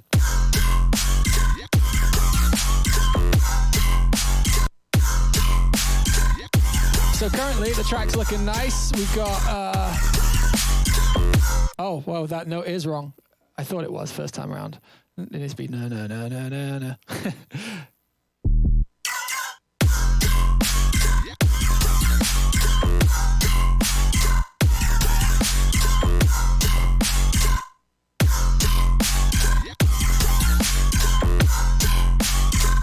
So once it comes to finishing this, what I would be doing is like way later down the line, or if I ever can set this to audio, I would be cutting off this sound, that sound, so that there's room for that. No, not that one. This one. So there's room for the offbeat kind of sound. Also, I'm gonna do this too. I'm gonna get rid of some of the low end in that and boost here. So that it's kind of like a different sort of sound. Maybe without that. That's kind of cool.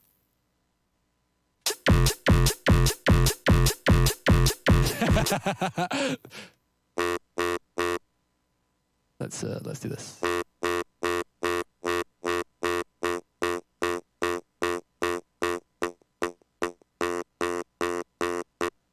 So why was I the one chosen to be rated? What was the decision there? Was this just random or?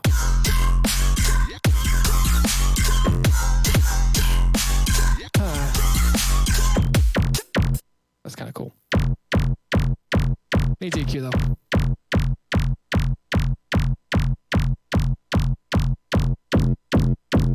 Don't worry, that's really loud, and I'm gonna just do this.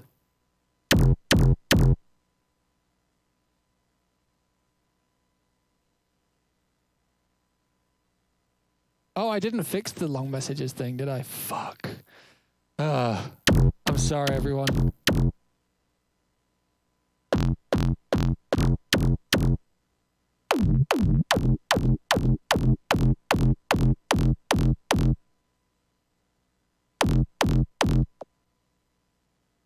Is this decaying?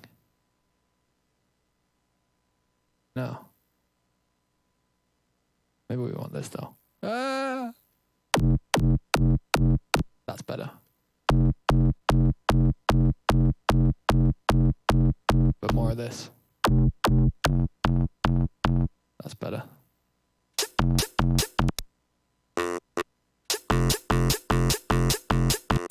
That sounds kind of cool. Go read a book? God, I haven't been reading the chat. Oh, well, hell yeah.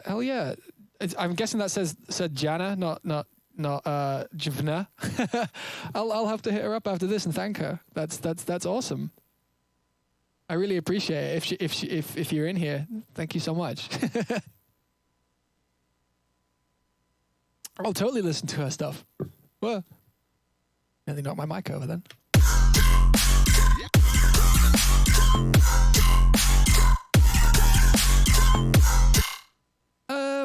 I'm tempted to make this like more melodic. Yeah,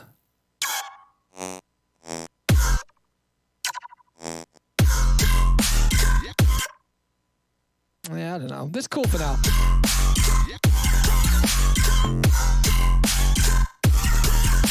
Turn the snare up.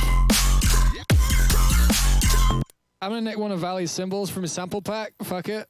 We're allowed to use virtual right cymbals. Actually, no. I've got a different one that I'll use. 150. 150 Sims. Times. Whoa. They're not in time. So I'm gonna suit these with a little delay. Actually, let's use Sooth 2. That's going to work fine here. Oak Sound Sooth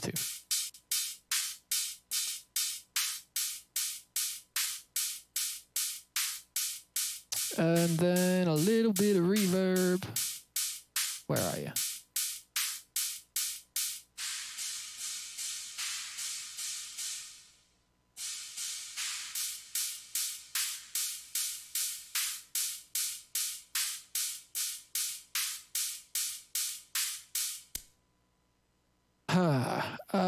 I think maybe we get slicing this.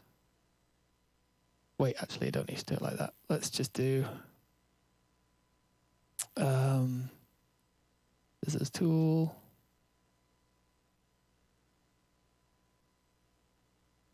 And we'll just slow these down. Basically, I want these cymbals to last longer than like half a measure. I want them to last a full measure, so it's like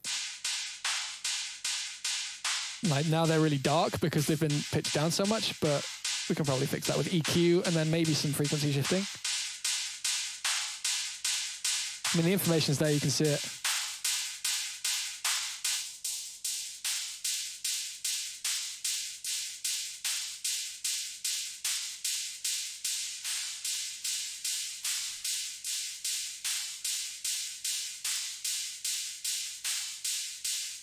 And then I'm gonna just sort of shape the high end. I like the 8s, but that's not so much what I'm going for with this particular layer. All right, so do I have a sidechain bus for the cymbals? I do, it was that one, wasn't it?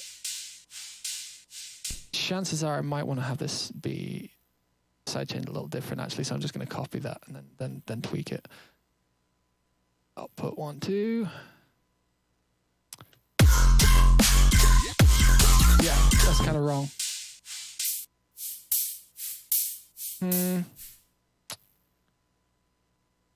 I'm using Logic.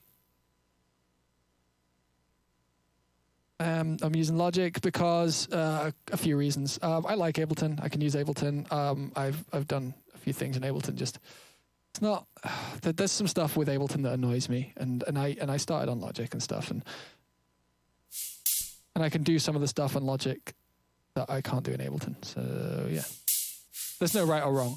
I'm not saying people shouldn't use Ableton because fucking Ableton is amazing especially for fabrication of sounds as opposed to a couple other things.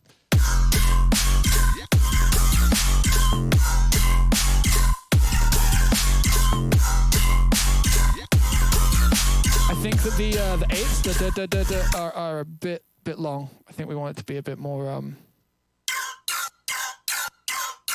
a bit shorter. So what's the best way to do that? What is that? Yes. Probably that. Want to speed up that high pass. Nice. Probably.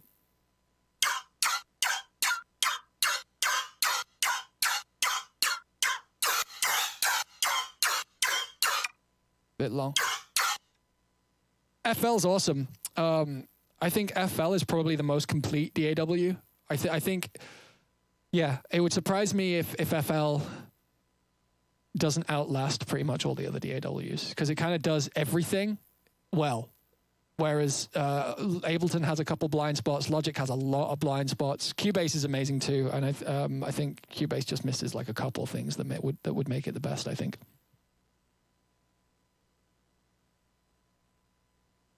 Bitwig, I like so many things about Bitwig. I just wonder if it's worth all the time you put into the modular things and stuff. It's great. I mean, I guess for someone who's going to fully nerd out and you're looking to create a big playground of stuff, awesome, amazing. But yeah, the few times I've used Bitwig, it's felt, I don't know. I love so much about it. I think it's because I feel like I would just go down rabbit holes and it would take away from my productivity in terms of like finishing stuff, and I'd just be making mad shit. Like mad, like little 8-bar loops that are full of crazy shit.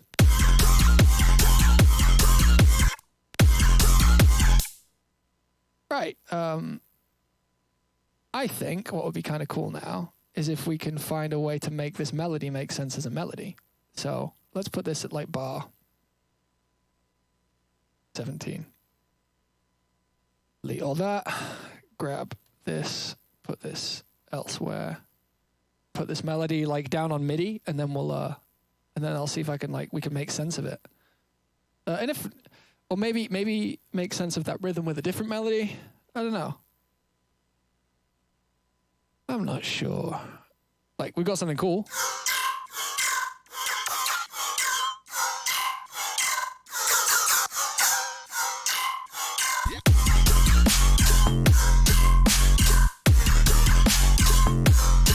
The sub has too much overtone. Let's see.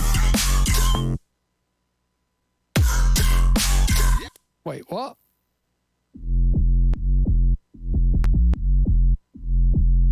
All right, there's a Saturn on this thing. You know what we haven't done yet? We haven't EQ'd it. We haven't EQ'd the whole fucking sound. Everything together. Wow, clean.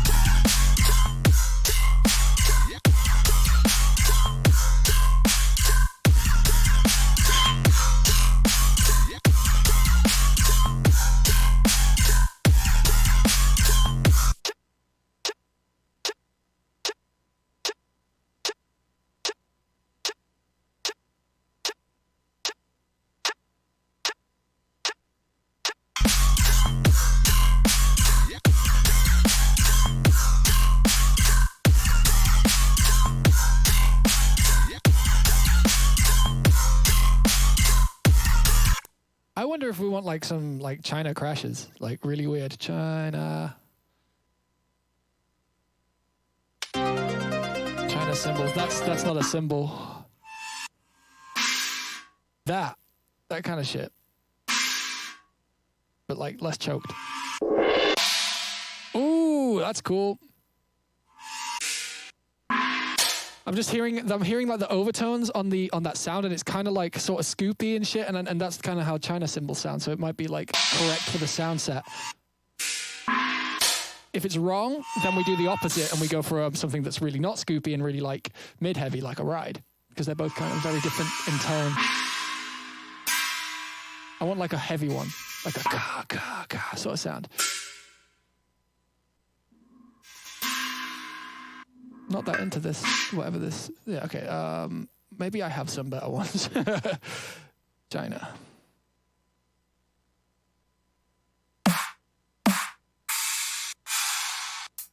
I thought I had China samples. What's that? What did I search in then? China. Yeah, that's it. Oh, that's pretty sick. It's kind of what I'm after. Do I use addictive drums? I have done. I have used addictive drums before, but like, I don't know. It's one of those things where you suddenly find yourself using a whole session just kind of like fucking with drums, and that's great. But it's not really what I would want to do on stream, especially just because, you know, results are good when you're being watched. You're dying for me to layer the snare, possibly. I mean, right now I'm not that mad at the snare. It's cool. It needs, you know, it all needs pushing a bit. Like if we were to multi-band the whole track, it would sound kind of cool because everything would just kind of make up the gaps. But right now, you know, we ain't doing that. What was the China cymbal that we did download? That one's kind of sick too. Let's probably layer those. These probably don't need to be that loud, but like let's throw them in, see what we can actually get away with. Whoa, we don't want all that on there. Let's pitch that up too.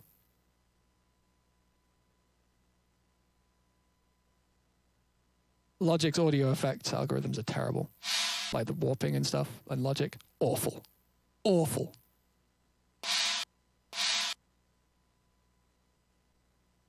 I don't know if I like that sample anymore, or at least in context. This one's way better. Kind of like claps.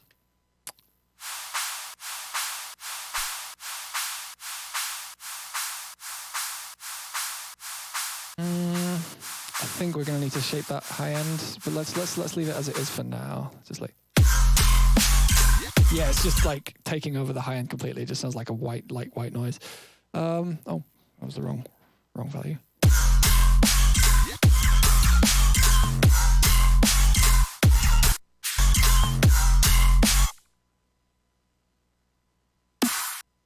Wow, that's really similar to the snare we already have.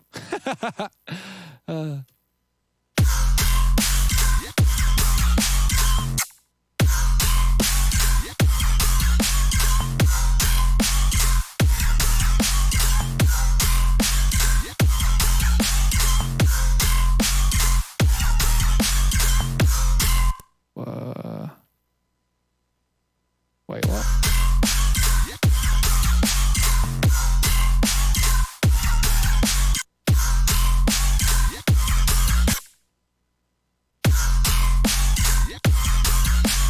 That's cool. I like how it kind of stops.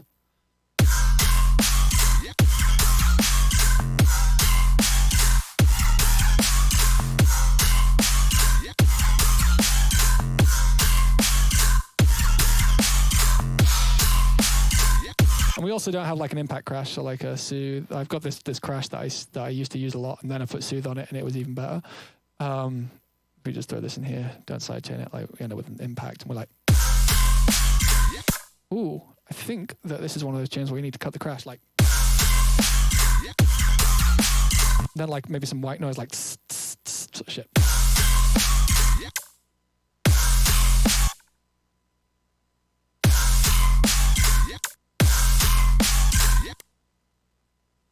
Or like, you know, you do the obvious and just fucking...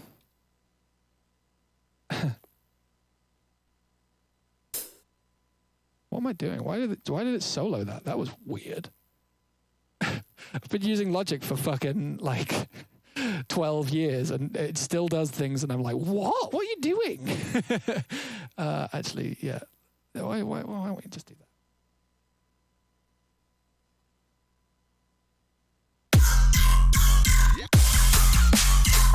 I don't think we want to do that with this one.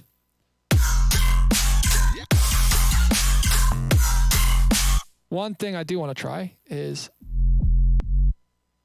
having these subs not be like full all the time. So I'm talking doing this.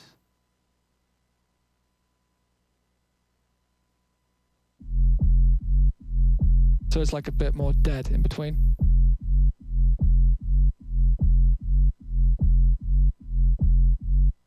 Let's see how that is.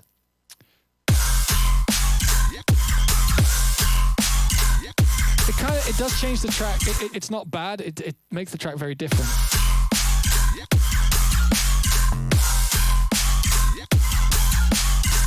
I think that's a decision to make, like whether one may want that. I don't think I do for this.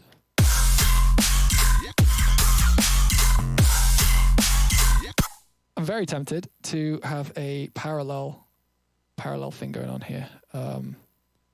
With like some ridiculous crushing on the overall like patch. Also, we're only using one patch right now. We can start adding stuff in a minute. I'm still kind of fucking with this in general, trying to find exactly where it wants to sit. What was I doing? Right, yeah, I was looking for that saturator because it's really aggressive. It's a really aggressive saturation. So, like, this is going to be mad. This is going to be over the top. See?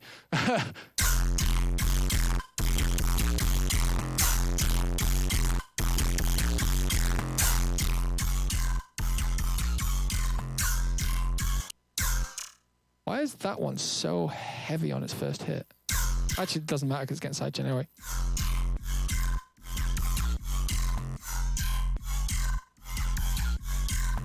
I only want like a little of that.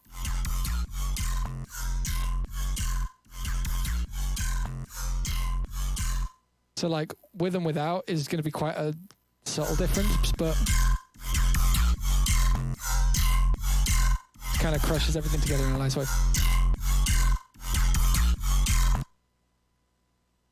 Right. That channel just really quiet. Oh no, I turned it down, didn't I?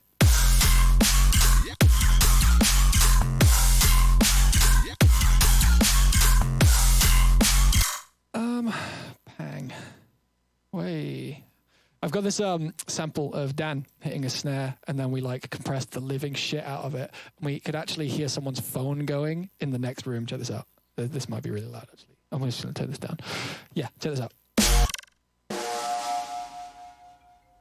Do you hear the phone?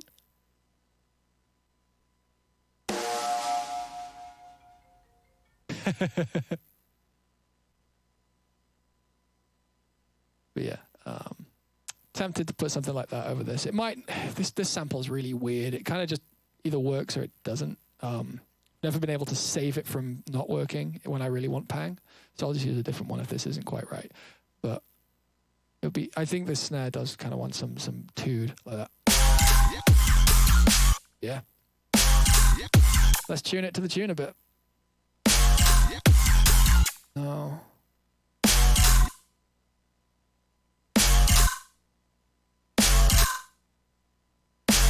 Fuck it, I'm going to use the other algorithm. Slicing. Can I delete that? The way Logic Warp stuff is just dumb. Right, yeah.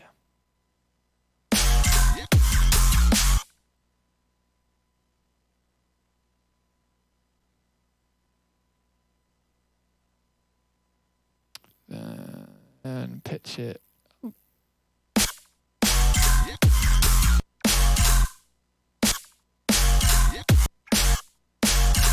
Doesn't need to be that long. I just kind of like.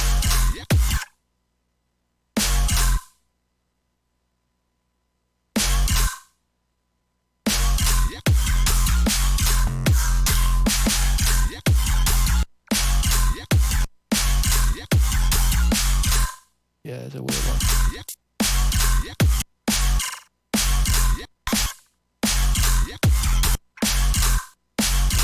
So we see what the tuner says. Just out of interest. See if the tuner says like, oh yeah, this is the fundamental. Wait, what is it? Is it metering? I think it's a metering, yeah.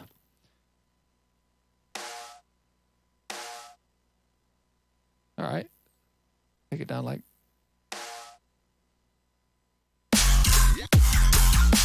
I like it there.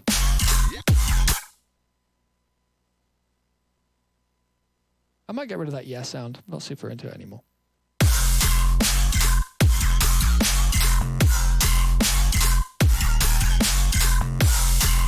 I'm going to change what happens here. This sounds kind of cheap. This one. It's nice, but it's cheap. What would probably work better is if we just grab the kick.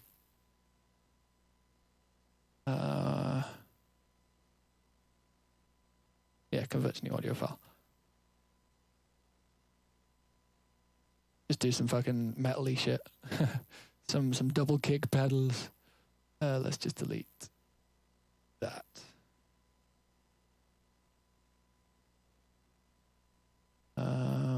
Let's just get up to 24ths. Boom.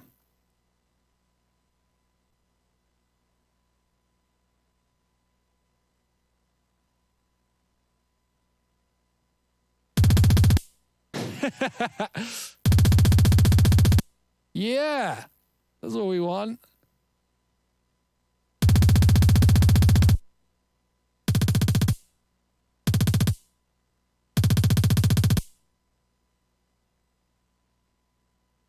That'll do.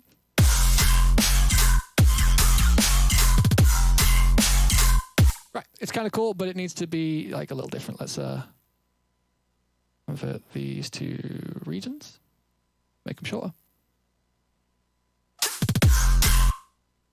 I think actually I made a mistake in deleting that transient. Or maybe I just deleted too much of it. EQ it, see what happens.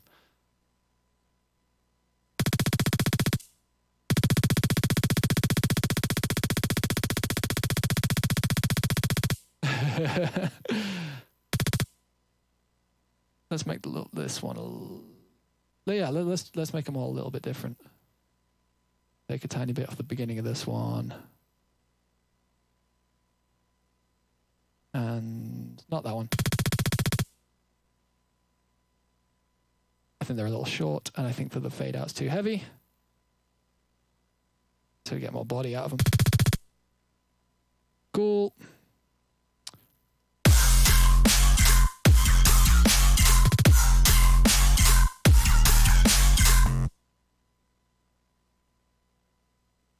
I have a feeling we might want to do that. No, we don't.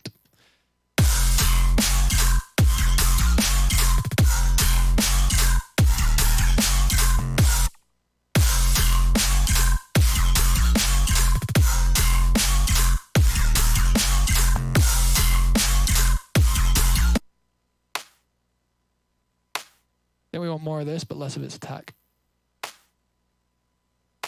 So I just faded that in slightly, and then we're going to turn it up.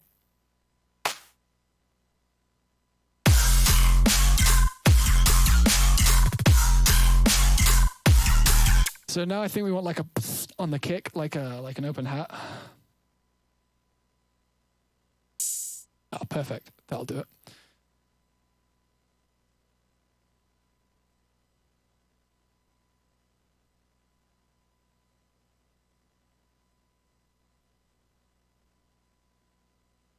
So I found that often with most dubstep at the moment, there's a real like necessity to just kind of emphasize the quarter notes really heavily.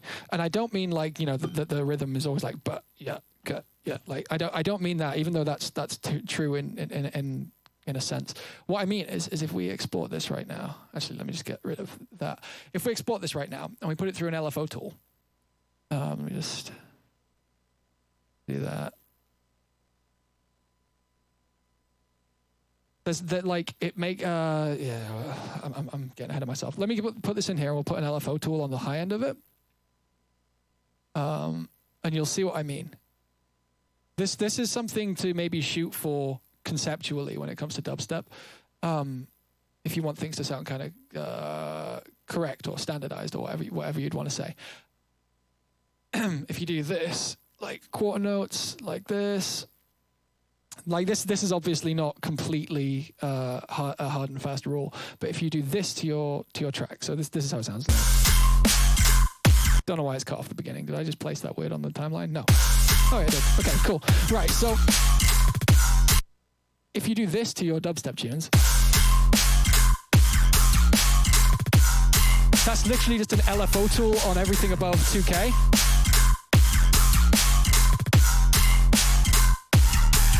Like, ideally, you don't want to be doing that to your whole mix because you're actually putting a cut up over it and you're fucking with the phase of everything. But like, you want that top end to bounce like that on the quarter notes.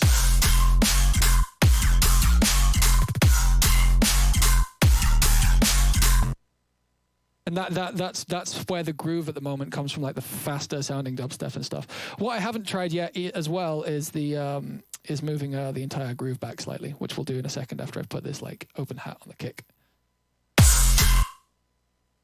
I think it might be the wrong kind of open hat, to be honest, but let's see. Also, that EQ is fucking the wrong EQ.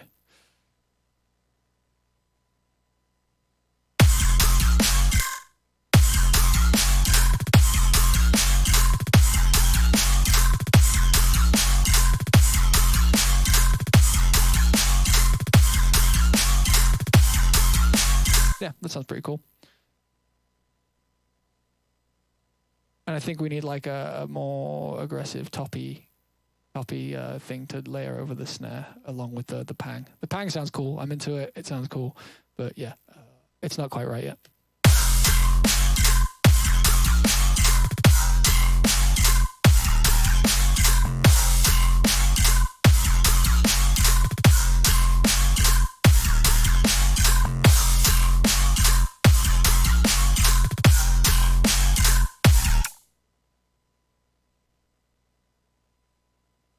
Ah.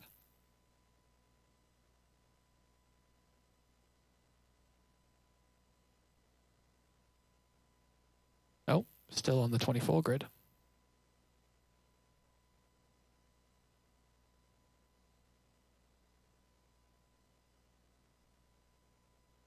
Just trying something out here pattern-wise.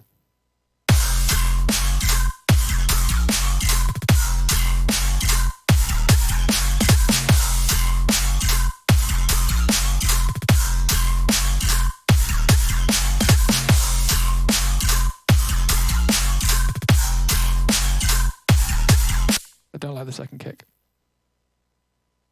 Or maybe it's because it's got hats over it. Is it side chaining? Yeah, it is side chaining. Yeah, that was it.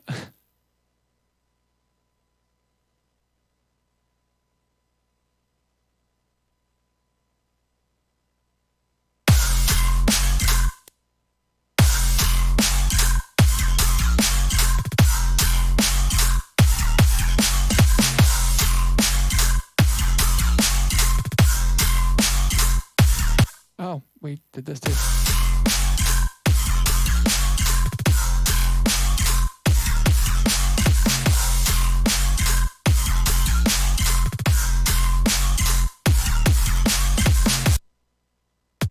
Right. So that transient thing we created earlier, like right at the beginning, needs to be resized because it's adding too much kind of like distortion artifacts to the beginning of the sub of the kick. We want something more like that.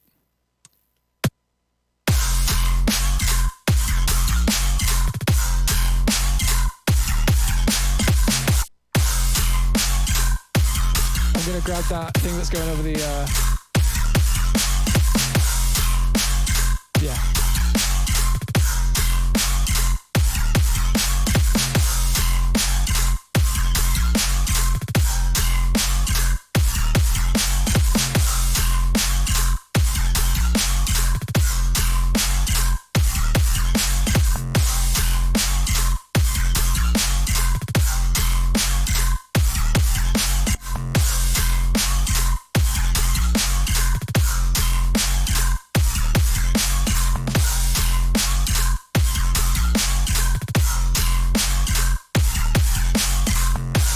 I need to fucking organize this project file. Like everything is everywhere. The snare is like there's like a vocal chop somewhere in between the kick and the snare in the things. Okay, so let's get all the percussion and things together. Let's delete unused tracks.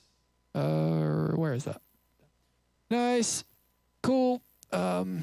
Everything that's related to the bass is up there. I'm going to delete that. I think. Fuck it. I am. Cool. What is this one? This is nothing. And this is that yep from earlier. Actually, let's leave that channel there because that'll be fun to drop random vocal samples onto.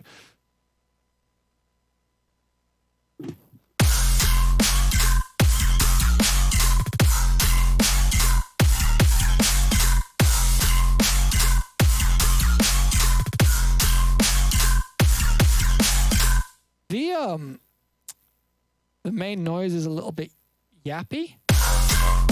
That's better.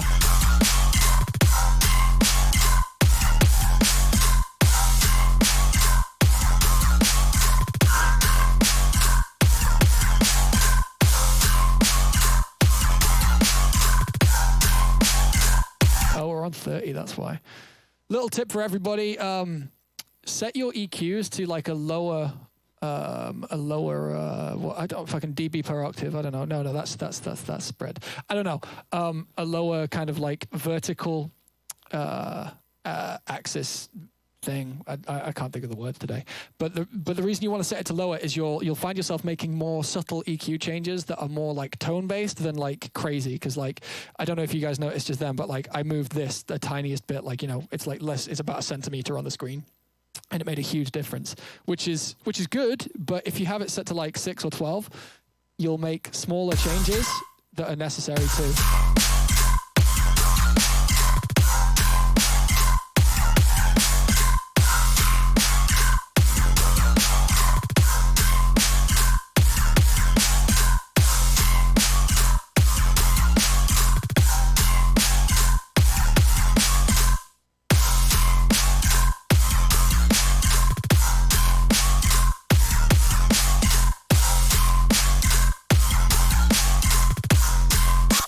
Boom. Where is it?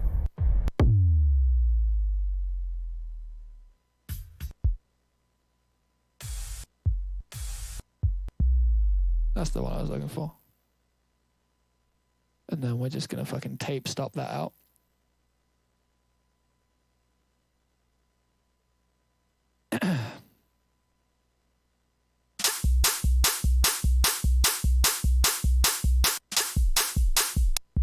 So what's cool with tape stopping things, you can then frequency shift them to kind of create like the floor. That means it will never go past like 40 hertz at the bottom of it. And it moves everything and it's nice and safe and blah, blah, blah, blah, blah.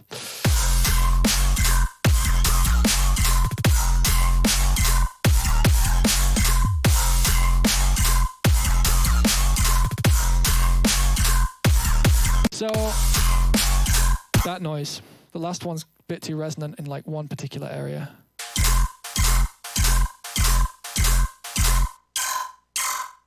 We can all hear it. It's nasty and it's kind of distorted and it's a bit, just not nice.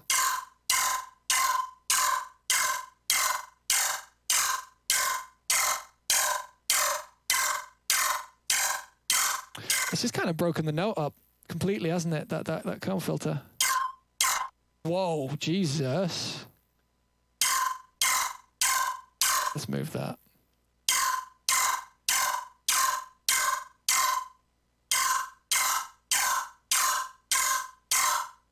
Horrible, horrible, horrible. This it's nasty. We need to fix that. Maybe actually saturating that will be.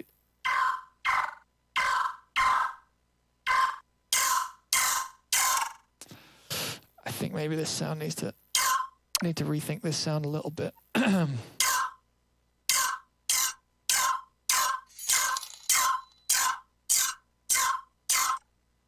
Hey, thank you, Brad, guys.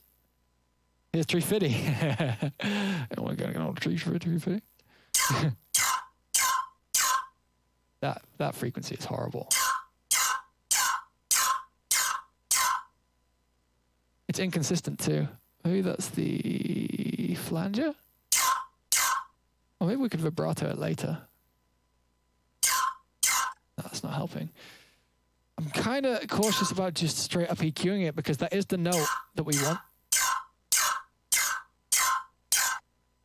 We do want that note. That's like the note that's telling us what the note.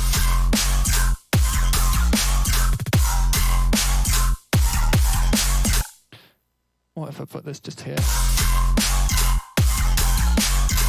Fuck it, it's fine.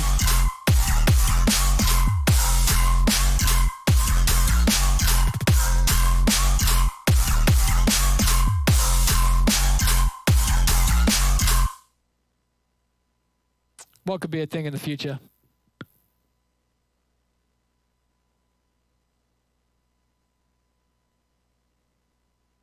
Oh, what? A track with Katie?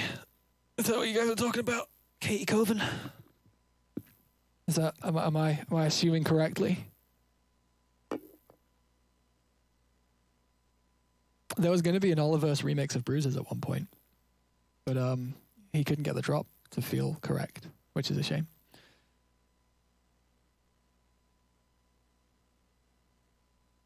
Box X Coven's totally a thing. I haven't done a collaboration in quite a while, apart from the Barely Alive one, but that was just like, hey dude, do you want to make this second drop? Who's curious to hear this key up? Because I am. We'll be able to like retell what's going on. I know I've EQ'd notes specifically, but it might still sound okay. Let's see.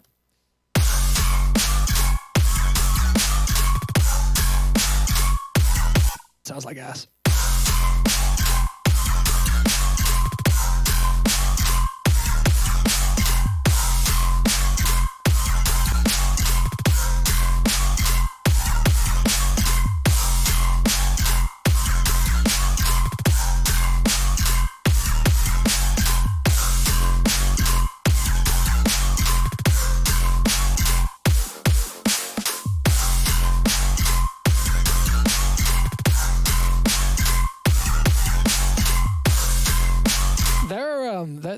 There've been a few times me and Nate Eliminate have sat down to make tracks. I'm sure it's gonna happen at some point.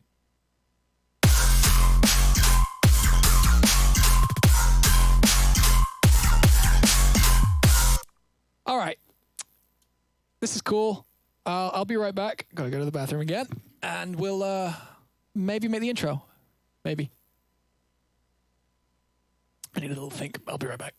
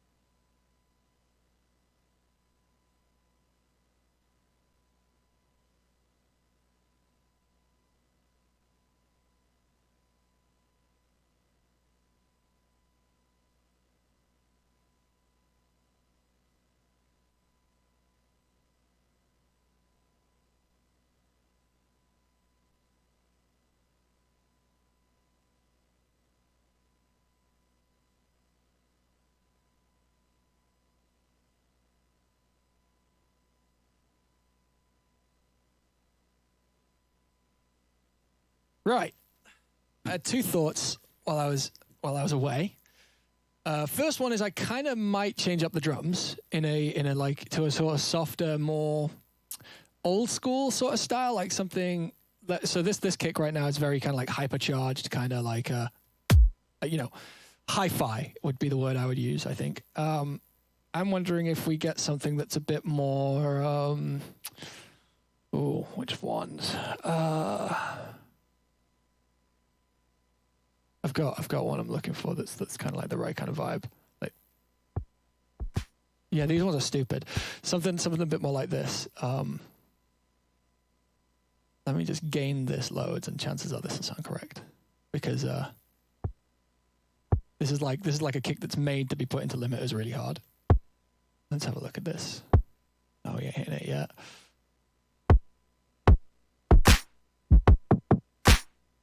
That kind of vibe. I'll get rid of the I'll get rid of that like go thing. I'm wondering if this is more the vibe, because I don't know. I like stuff about this, but I also kind of don't like stuff about this. This might sound really weird. Nah, that's much better. I mean, like, I need to get rid of that because that's swung.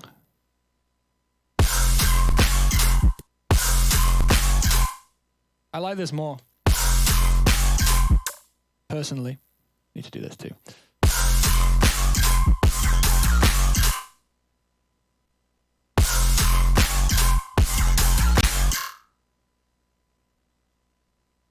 Yeah, this is cool.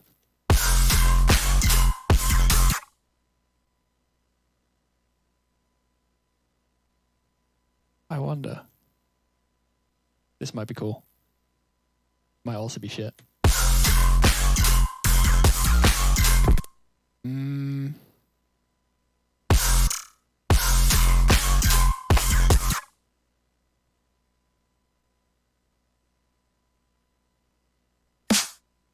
Just gonna get rid of the low end out of that. It might layer nicely over the kick. Yeah, so changing up the drums. Also, this would make a really great house tune, I was thinking as well.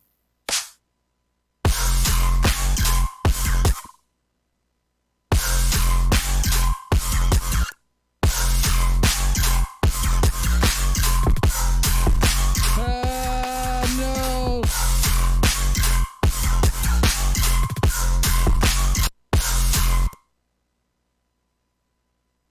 What if we just use the kick? Wow, that's kind of cool.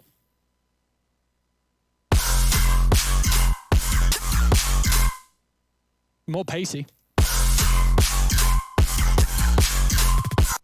Need something over like this, over the snares, because it's a bit too baggy. Is the word I would want to use. This kind of sounds like someone just like hitting an untuned snare. I mean, untuned kick.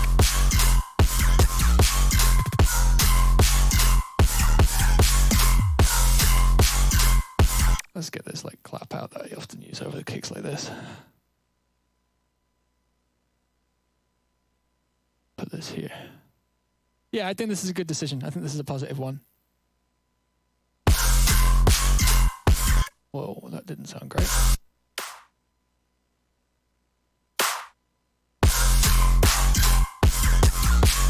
How's the pang?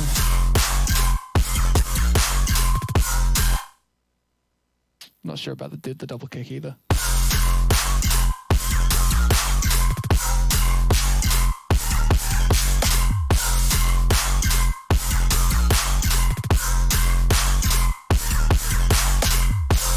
Oh shit. All right.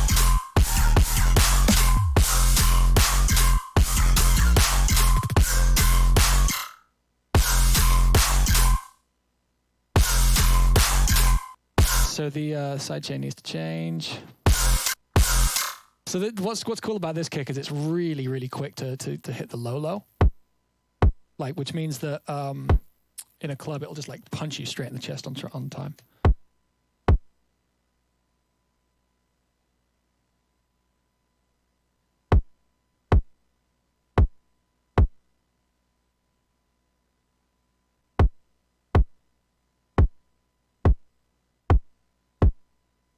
That's cool. Right. So this was made out of like one of those sort of trappy kicks. I think it's like similar to this one. Yeah, those ones. Those kind of semi-crap ones that once you like start saturating them sound amazing. And this is like very, very loud through the master. Like if we take off the limiter. Look how loud that fucking kick is. We need to change the side chain on the what am I saying? The side chain on the low end, because this kick is significantly shorter. So undo that. Let me change that. So let's go back to this. Annoying.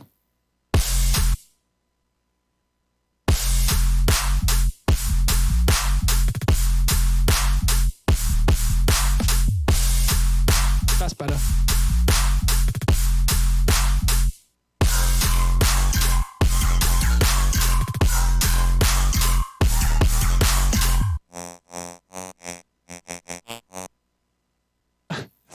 That sounds really like 2013.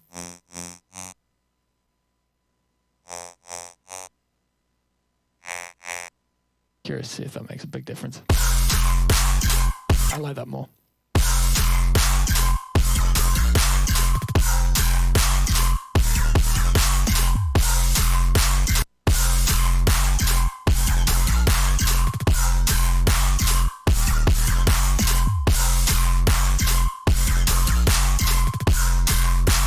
I think all these snares want to be. I think we might want to like little up the drums, like make them all a bit shorter. Like,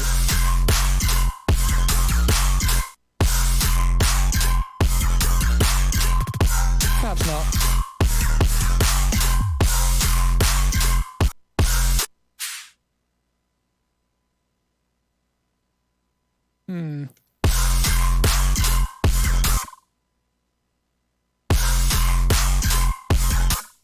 Okay, something I am tempted to do is see what happens if we just set this thing straight into audio. But one thing I want to fix first is I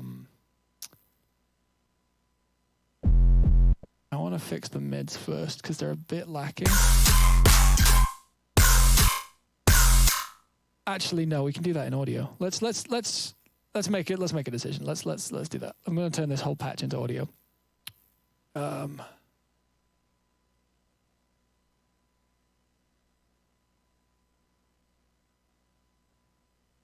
then we can just deactivate all those channels. And then we can grab it. Nice and squashed up. And we can do like a whole second pass on this bass sound.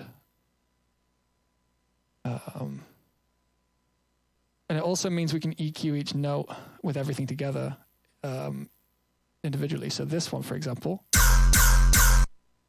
Ooh, little hot there. Let me grab the side chain, actually.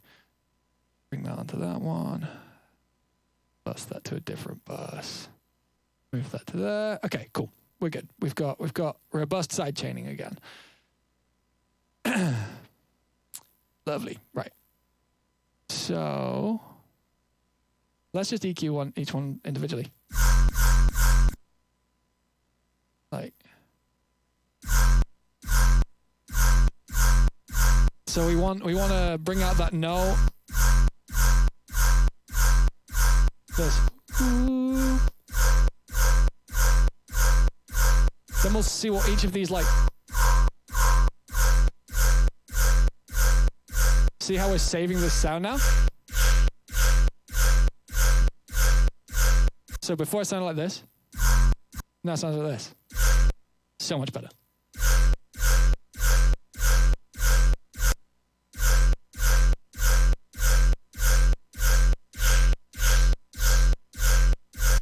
Is this over the top?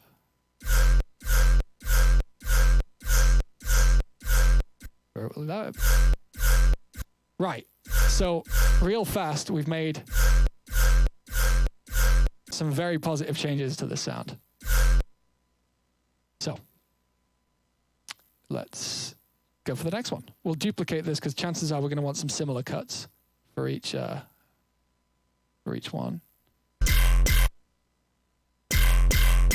I was wrong. I was dead wrong. So that's that frequency we don't like too much of.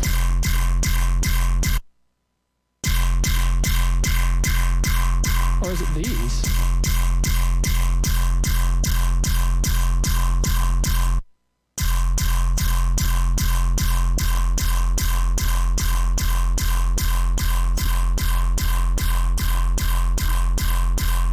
Go away. Sorry, I know this is like manic and kind of hard to listen to, but this is part of it. Stop showing me that. Go away. FFY. Oh, great. Bell. Oh, right.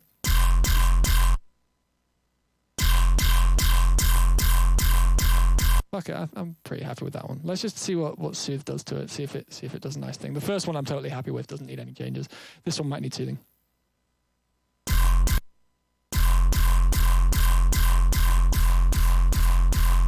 That does seem like a positive change. Then you got to like kind of re-EQ it in to be like the right shape. So we had. Yeah. Kind of crazy how it sounds compressed when you EQ things correctly.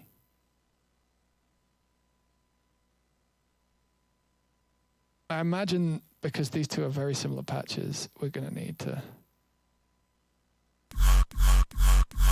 Oof.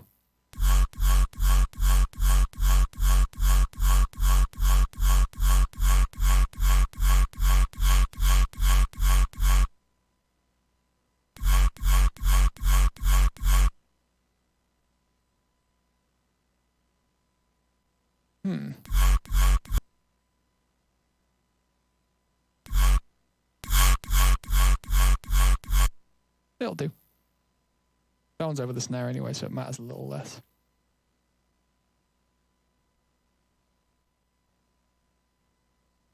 Soothe is amazing. Soothe is an amazing plugin. It does something. It does things that no other plugin does, which is obviously makes it very important plugin in a workflow.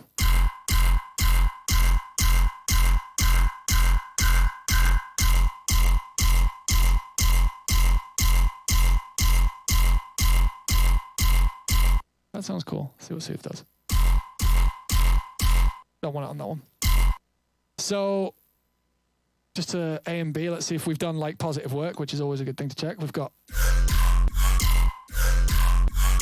verses.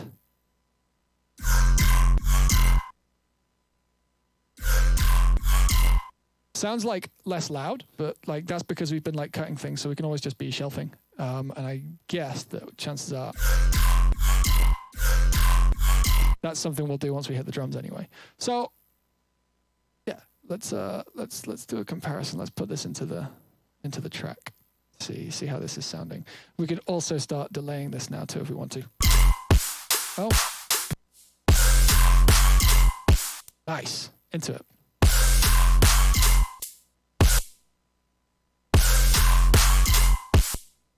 I'm wondering if we want to hit the. I think maybe we want to do a different sidechain style. I think I might just want to do full spectrum on the kick, which I very rarely do, but it feels like it might be the call for this one.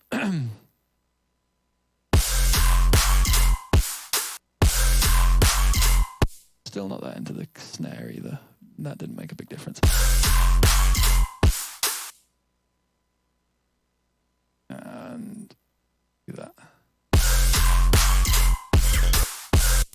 Oh, right. That's one that wants to be there.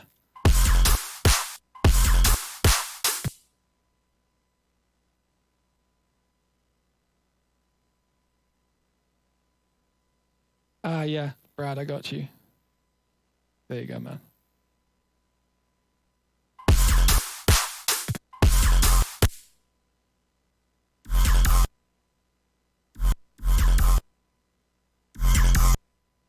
Yeah, see how much like information kind of lost in that. Wait, let me get rid of the EQ. See, there's not much evidence of that note like that. This note, and that's what we want to bring back out. Probably want a fifth as well. Probably want an F in there too.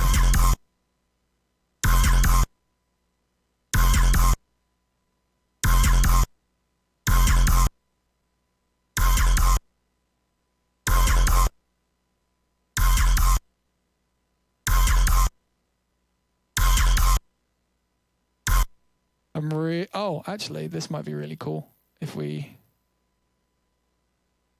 do this. If we fade in and out on each, so it's a bit more like clean. Like, yeah, that's cool.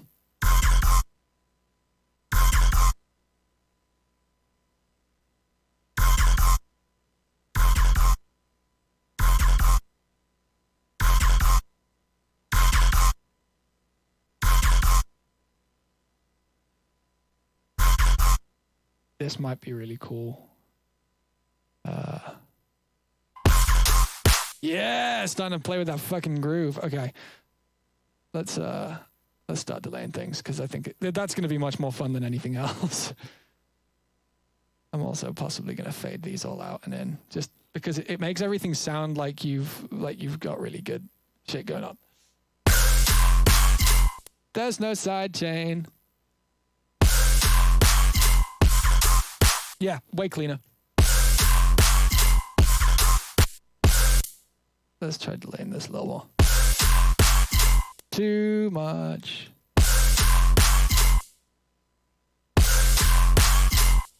That's not great either.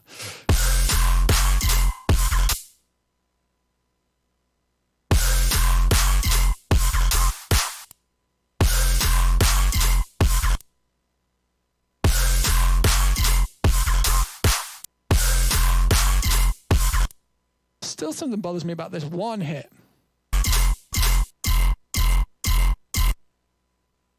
I think it's like this frequency. This one.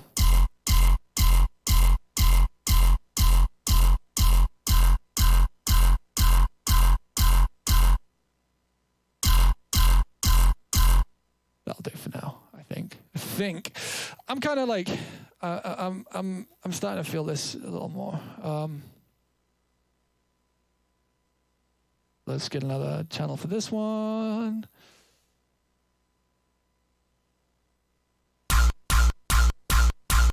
That's a really cool sound. I think I just like that as it is already. I'm not gonna fuck with that. But I am gonna do this actually. Yeah. You do that with that one too. So it goes like this.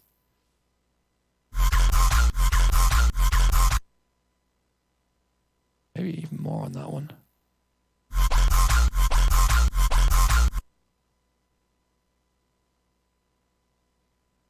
Kind of cool. I like it. Not into that.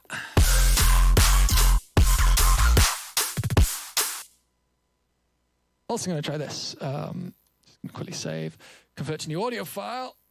Something that you can do on Logic specifically. That's one of the reasons why that keeps me here in Logic is you can grab like oscillations like this. Let me just find the zero crossing. That's probably the best we're going to do. Actually, let's do two of them. What you can do is you can Control C and then Control V. And you can just fucking stretch it. So this will now sound stretched, but like perfectly like cycled. Right? Yeah, Niptane set was sick. Yeah, I'm into that. We can just use these again.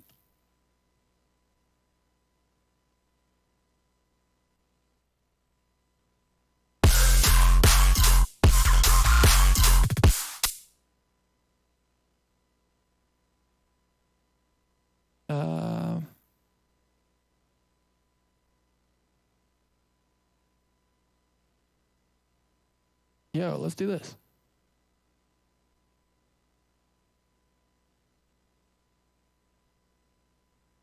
Fade in. Oh, shit. I think I might end up changing the drums again. I'm starting to dislike them again. To be honest, when it comes to dubstep, I one of the things that does stop me is the drums. I'm always like changing them. Like they sound okay most of the time, but like I don't know. They always feel like they're not the exact right drums for the track.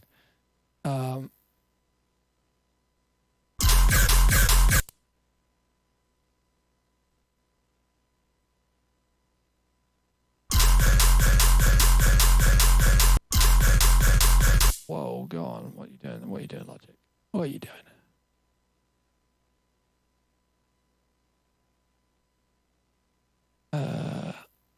Yeah, that's what we're getting rid of. Why does it sound like this? Wait. Oh, is that the kicks? I see. I'm just going to mute them.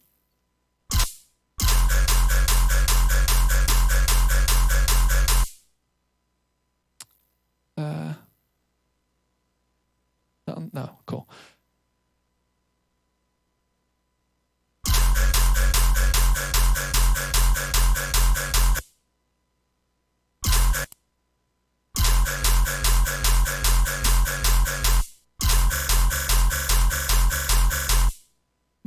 Maybe not.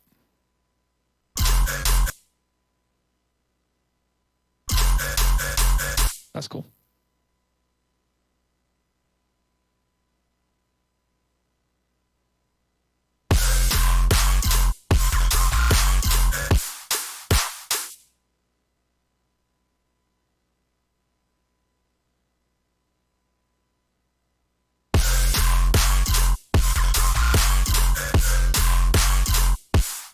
Into it.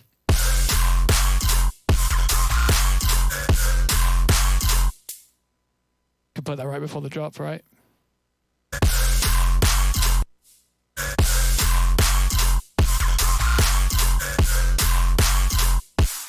What we're going to do real quick too is this.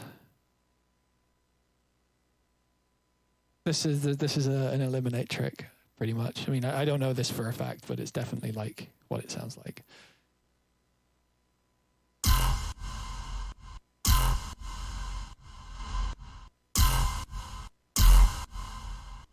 Then we'll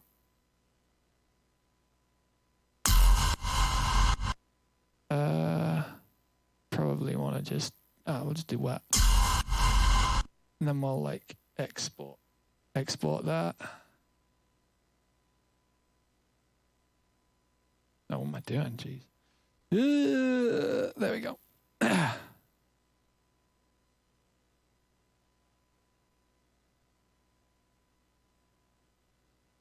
So all I did there was just basically create an audio file of the wet reverb, and then like that means we can cut it and stuff however we feel like.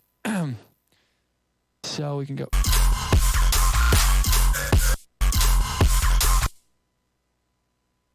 So I just need to fade that in the right way so that it sounds natural, and then it's it's cut by the next thing, so it creates this kind of space and then takes it away instantly. Right? Nice and easy. Bit of audio trick.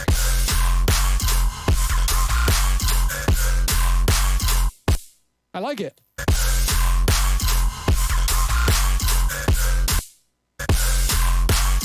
I'm tempted to also try this. This second hit, I think maybe could benefit from the same trick where you like loop the single cycle.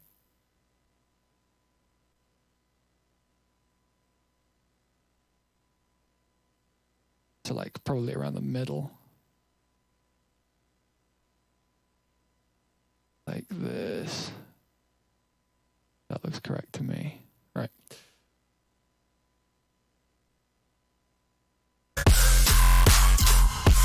Not as into that as I would have hoped.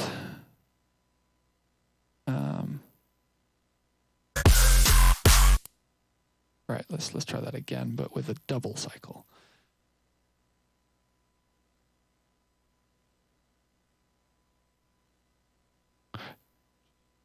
How's everyone doing in the chat? Is everyone having a nice day in isolation and in wherever you are in the world? I am. I enjoy doing this, surprisingly.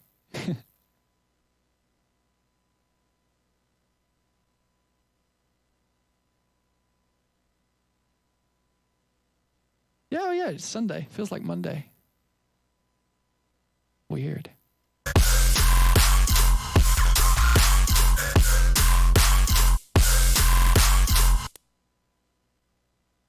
You know what? I want to do the reverb trick with this one too.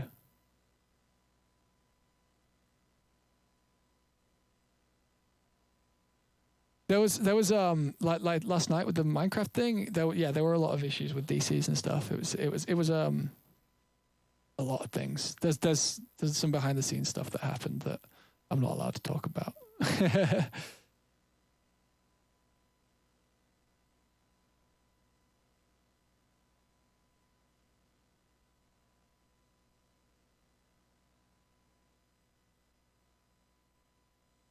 Let's do that. Whoa, which one did I put it on? Oh, right, okay. I didn't copy the Valhalla correctly.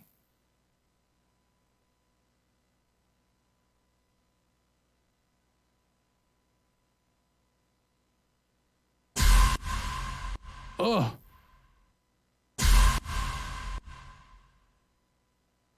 That's really weird. Sometimes Logic does this. I'm trying to copy this gain reduction, and it's just bringing it over as an EQ, like gain reduction. I did it this time. Woo! I'm angry.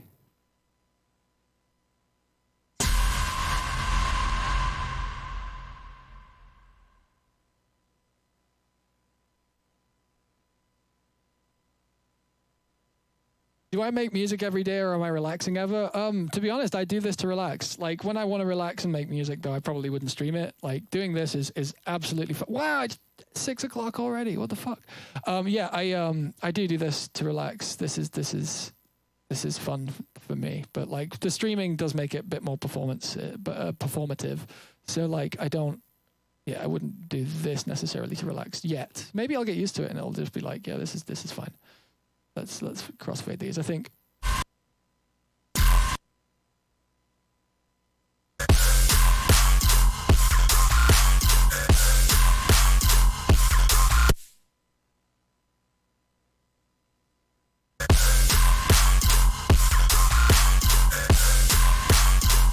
The high frequency on my mic is the tiny bit of feedback because yeah, that's just that.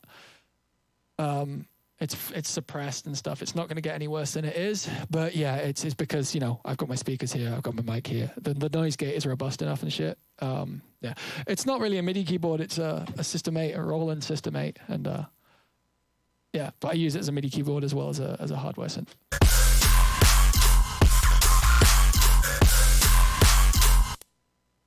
Yeah, I'm into this.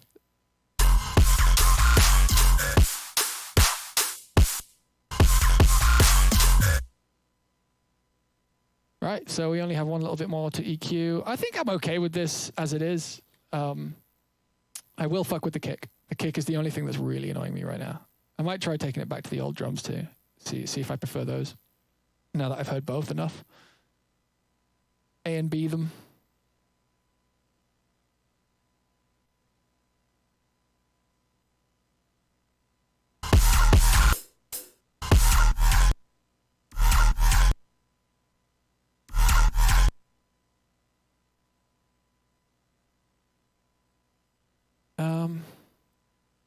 I think soon we will switch over to evening lo-fi like we did last time because that was a vibe and I enjoyed that greatly.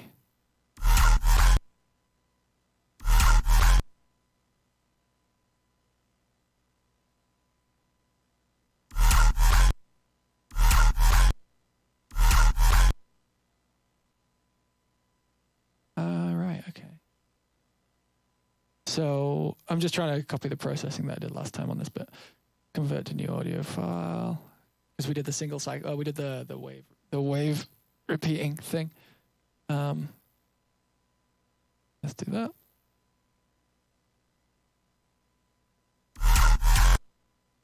Oh, right.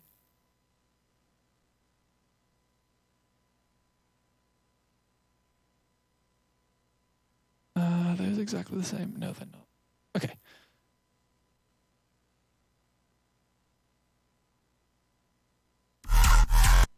That's it. Okay, cool. Speed up.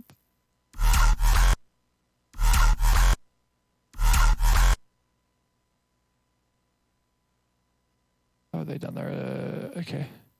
1418. Lovely. Sorry, I'm just copying what I did last time to the other one so that it's symmetrical.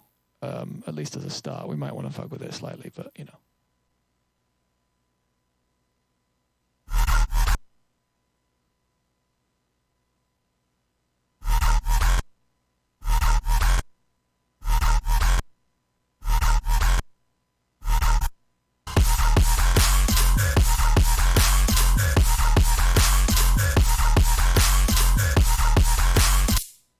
What we got?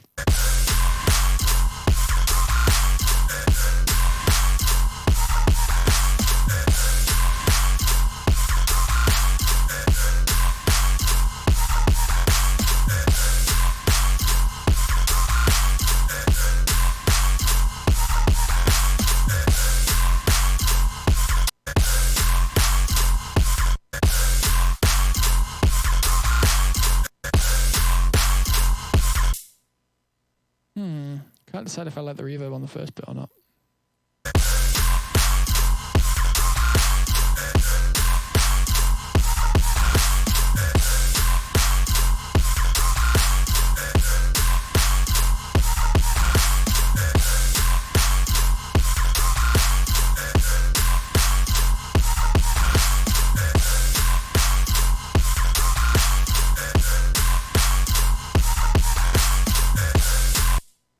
well, that exists. That's a track of some kind.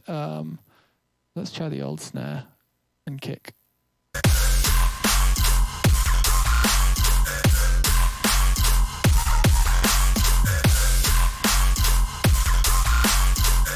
I'm not as into it, to be honest. I prefer the kind of baggy sort of hip hop kick.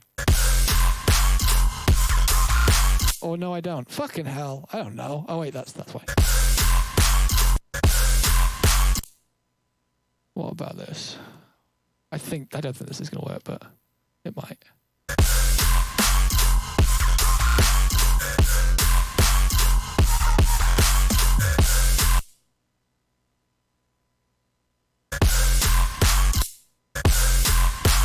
I think I do like the kick. I do like the kick as it is. But what I am going to do is I'm going to try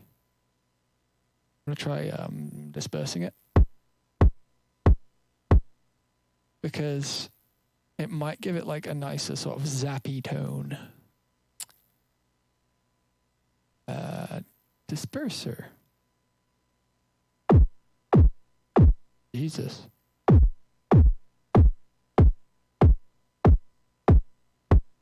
Started with that. That might do it, you know, guys. And then we're gonna add a slightly different disperser for the snare. Oh, that's very barely alive. Interesting.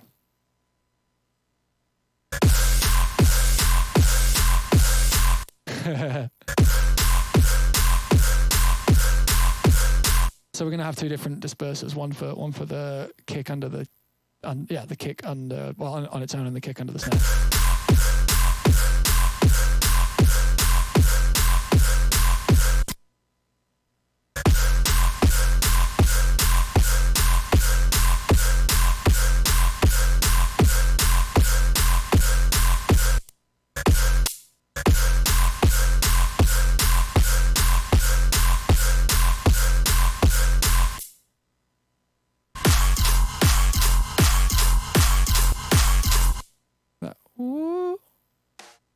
Is it right?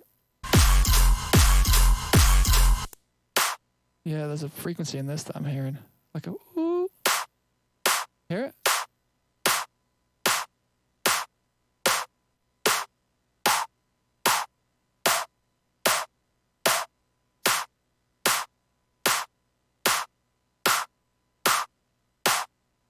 That's the one. Kinda, is it?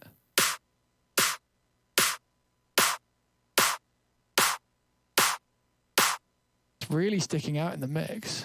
Let me. You hear that? Sort of whistling frequency.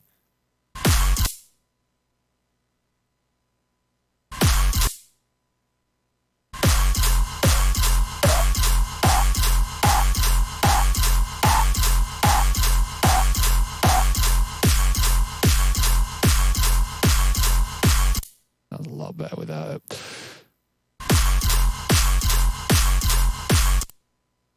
I think it needs a clap.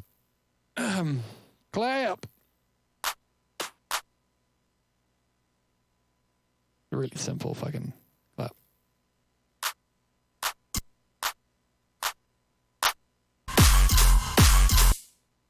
And then we're gonna get a tail because it's missing like some sort of like noisy bullshit. And then I think we're gonna be coming close. I think the cymbals may need kind of like recalibrating. Woo!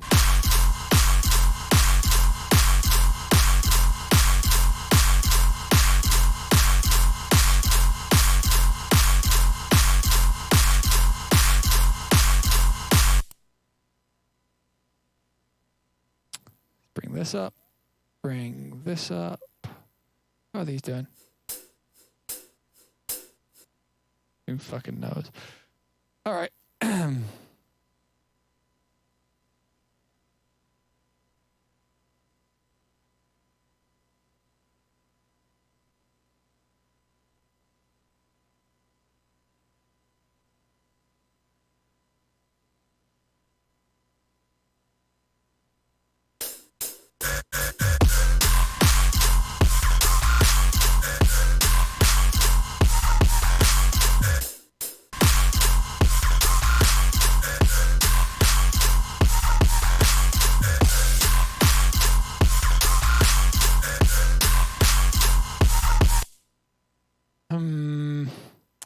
I have a feeling I'm doing the thing that I do when I want to move on, but I don't move on.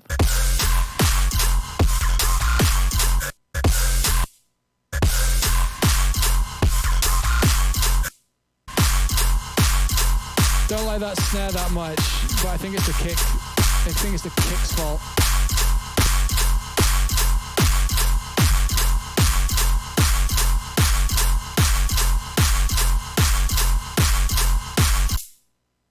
Whoa. Whoa, that made that kick really fucking long. Yeah, whoa. What's that like? Horrible. Yeah, doing that with the kicks makes it really barely loud. Which is kind of cool.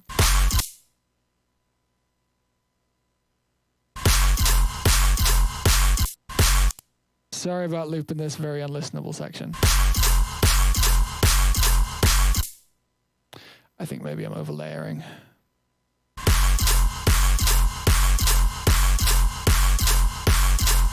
Very possible I'm overlayering. Basically, once you start layering too many things to try and fix problems, you end up getting like weird mid-phase, which is always horrible to deal with. It's better just not to.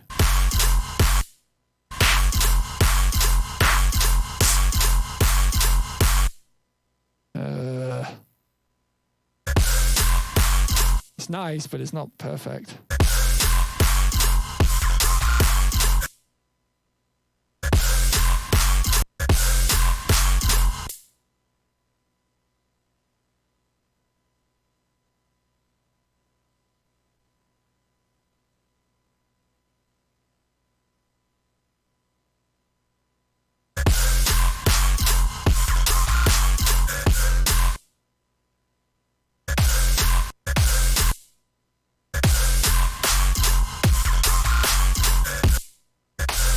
Should we try a new kick?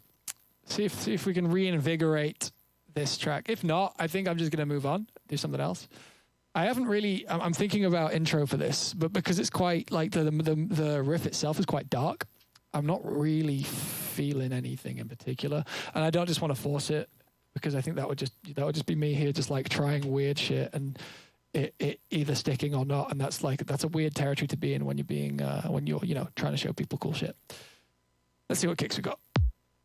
Oh, that kick might be a really interesting shout. Let's see how it hits that. Let's get it nice and... All right. Ooh. Did we save it? That kick is working better than the other two, in my opinion.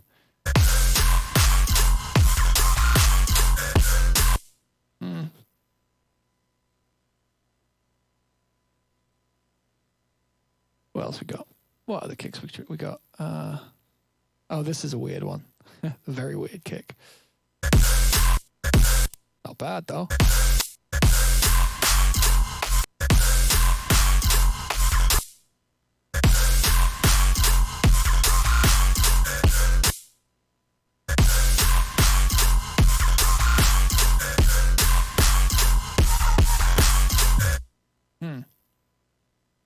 Couple things I want to try out here. I want to get these a bit shorter. Sidechain gone? What's happened there?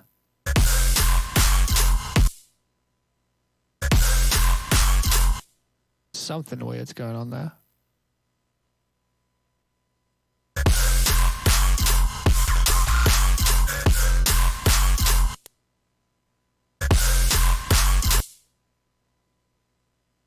Am I fading these? No, that's horrible.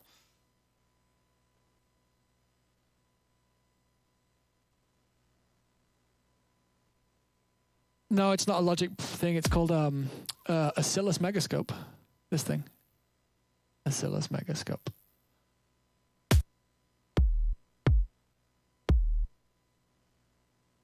I'm gonna use a drum and bass kick. See if it changes this shit up. I mean, like, I know there's no huge difference between a drum and bass and a dubstep kick, but there kind of is too at the same time.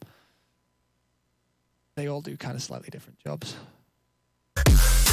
That's loud.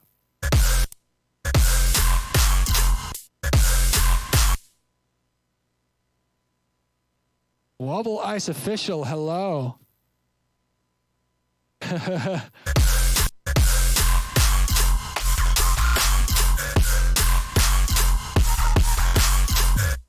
don't know, man.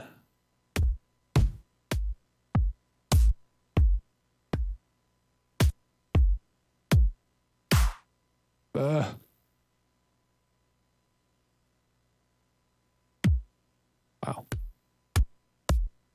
Let's try this one. This is a very different kick to the other ones we've been using. But it needs to like be mixed a little differently. We changed the sidechain quite heavily for it.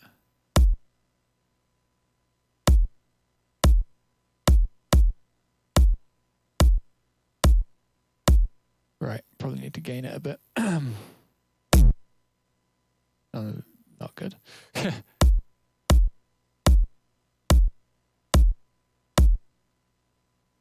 Right, and then let's get the sidechain.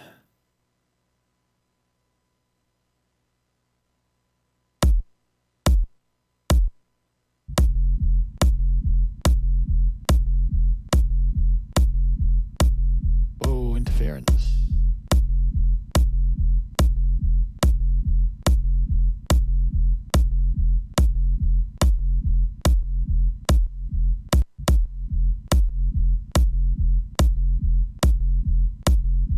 It'll do for now, just to get an idea of how that kick kind of exists in the track. This might be the kick. That sounded good to me. Yeah, that kick makes more sense than the other ones have so far, and I think I just need to change the snare up. Have a look.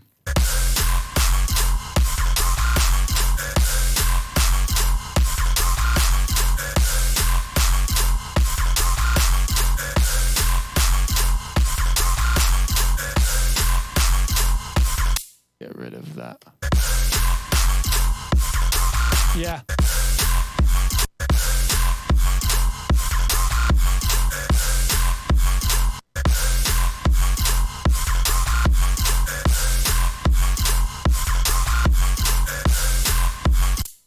Right.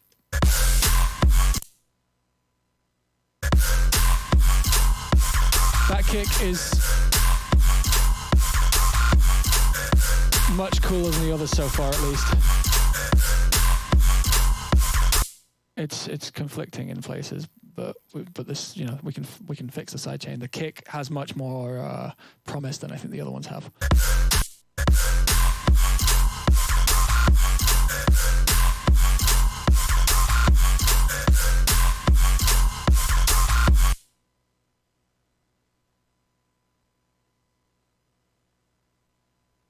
I think I'm going to try fix the clap, and if I'm not like super inspired by fixing the snare in like a couple minutes, then let's move on to a different track for the fun of it.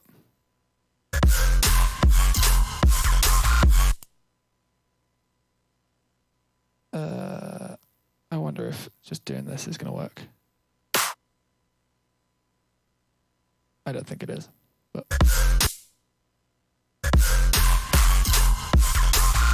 Yeah, it's the wrong kind of vibe. Well, maybe we want like a big ass fucking low snare. Let's try. I've got a good snare for that. Or maybe, oh no, that's the kick folder. Promised snare. That's the one.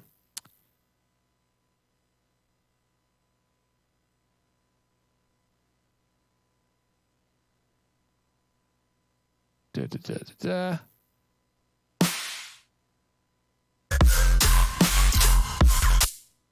I don't know. That made it sound kind of old.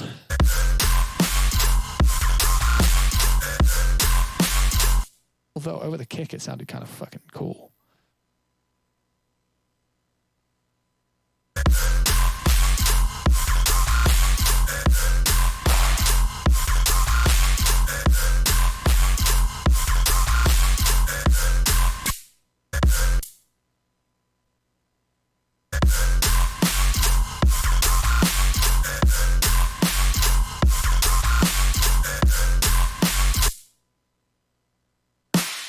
What if we do some dispersalness?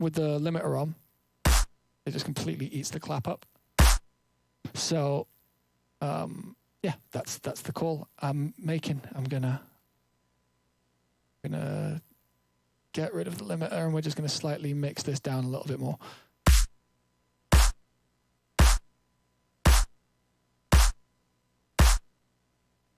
Also, that clap doesn't need to be so loud. It just needs to be like big for like a moment. Like that sort of thing. Maybe a bit earlier. Yeah.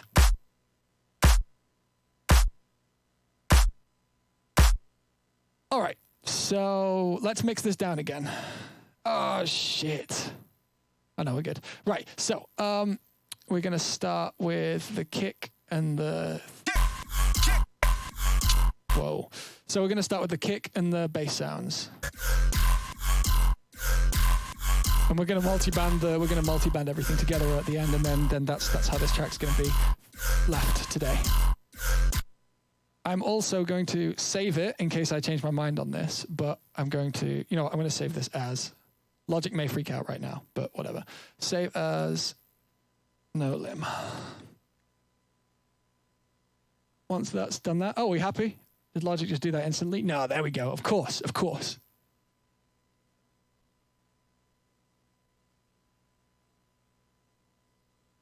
We waiting.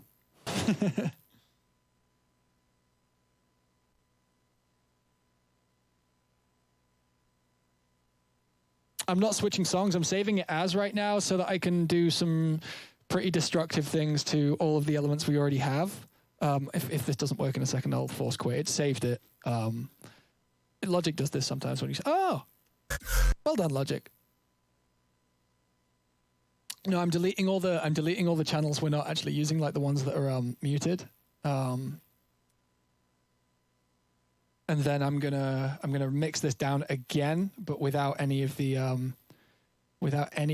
elements that we don't want, and just kind of getting rid of everything that's distracting me, basically. What I'll do with these is I'll hide them. Hide, which is a cool feature. Rhythm kick, go away. Laser kicks, go away. Audio 41, go away. Delete unused tracks. Ah. Yeah, I did change my mind on Ableton. It does some weird stuff with phase, and it pisses me off. So we're gonna mix down just the bass and the kick first, because that's kind of like that's our foundation. All right.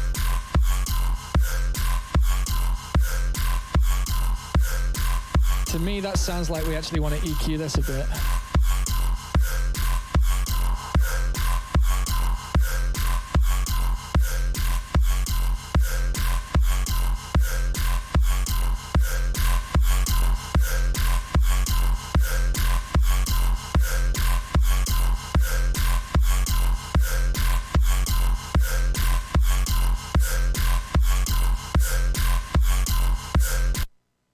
So these hats that we added earlier over the kicks, they sound good, but I think they hit a little bit late.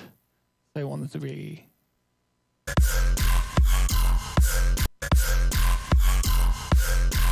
Actually, the white noise works better.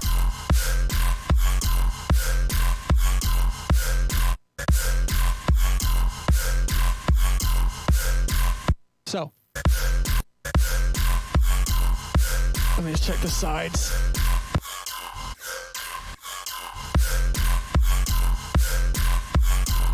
Okay, so something that I noticed instantly with the sides is that there's too much low end on the sides on this, which is the reverb.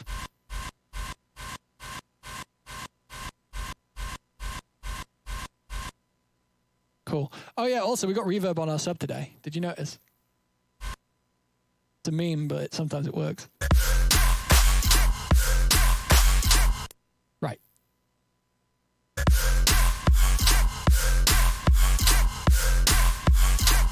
I feel like these maybe need sidechaining less.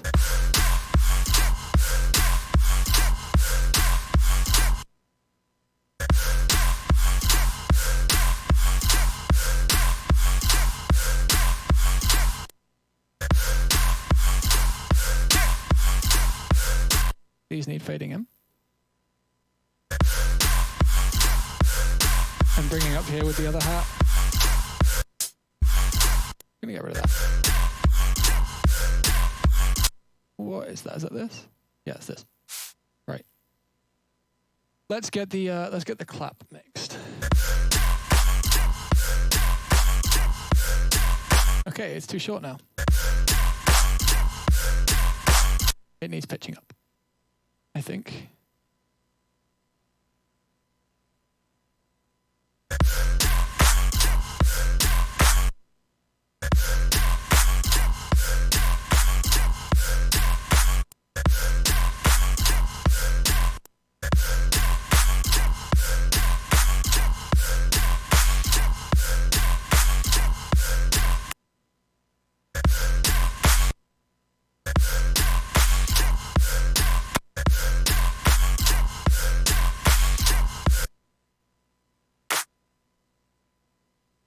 I have an idea.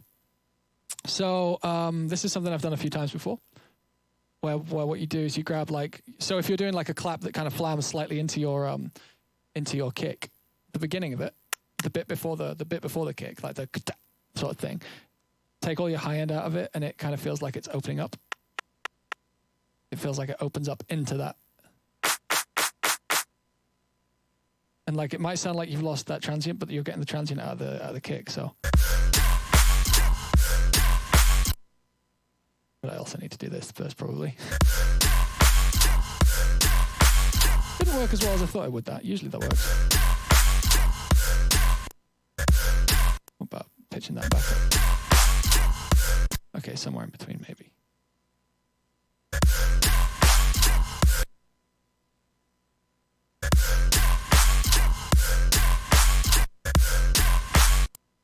Need to be earlier, maybe? I'm going to sit back for a minute because I need a different angle. Wait, let me sort this mic out. All right, sitting like this now. Sounds very different sat here.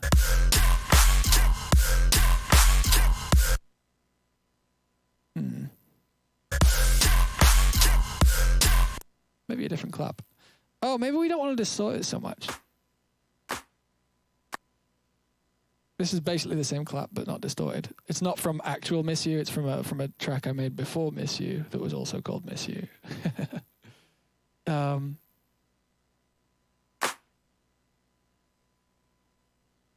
think that's actually probably the call. We'll just mute those for now, though, to be sure. In a second, like once, this is one of those times where I've got to kind of just keep trying a couple things until something gives and it's like, that's what we need to do. I wonder if that's the move. Let's have a listen to this.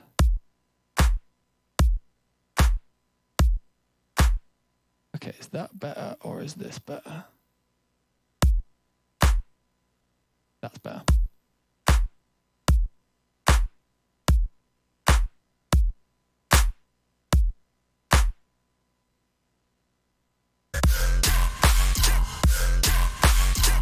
Right, or maybe it's not. Let's try that in context. Move that back.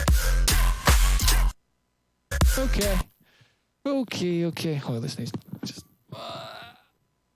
much better.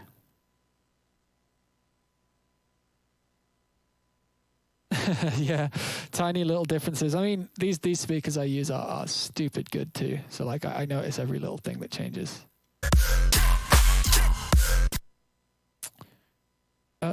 Oh, right, yeah, that's what I was going to do. I was going to do that. Slice at the beginning and then fade in. So. And then. What's this doing? Sorry, I'm sure you guys are very bored of this loop by now.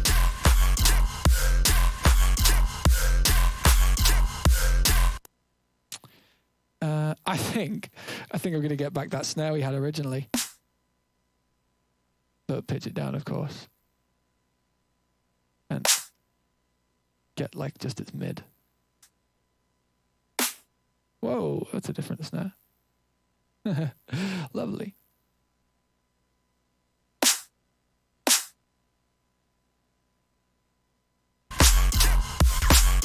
Whoa, no.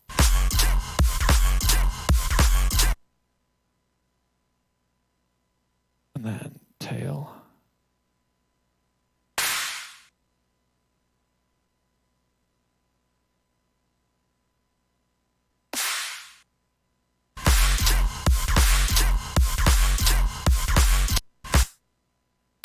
I really hate that, like that. Oh, that. But I want this.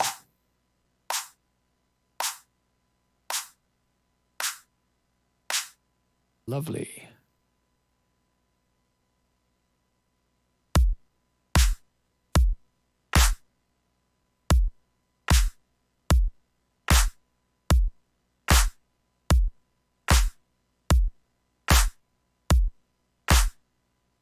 Shorten that.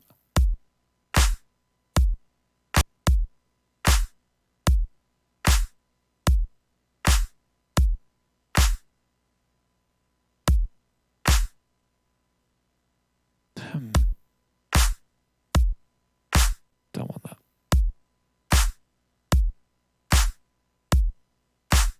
I think maybe the sidechain needs to be a bit more aggressive. I might start multi-banding the whole track now too.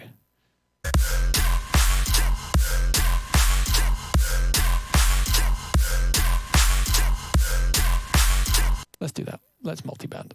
I think that's going to fix a lot of the problems we're having. So I'm going to go like low mids, mids and highs, probably. Low mids, mids, highs.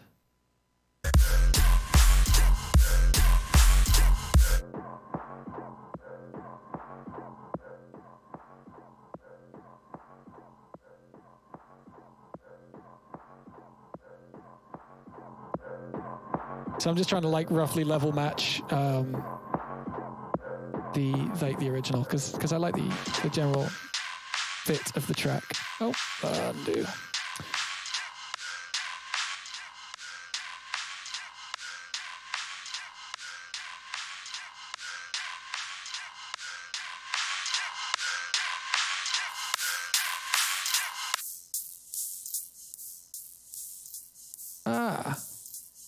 I should have been soloing some frequencies earlier, actually. Like that's always really good to do, and I've been kind of not doing that on stream, which is interesting because I actually do it a lot in my day-to-day producing, and that is EQing the master, like literally cutting it and just listening to the mid or just listening to the highs.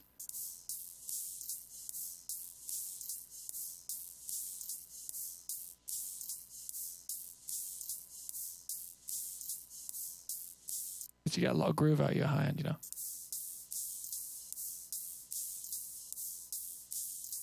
Anyway, this needs to be louder.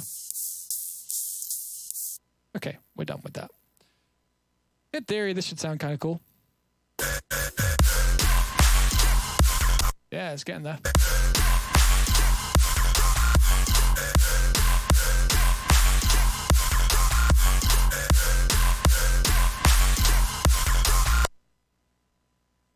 Bit mid-heavy.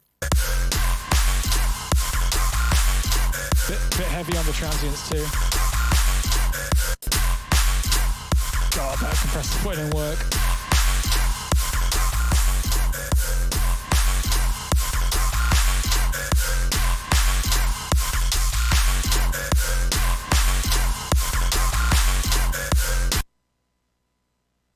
All right, I think I'm done with this for a bit now. I like it enough, but let's make something else. I'm not sure what.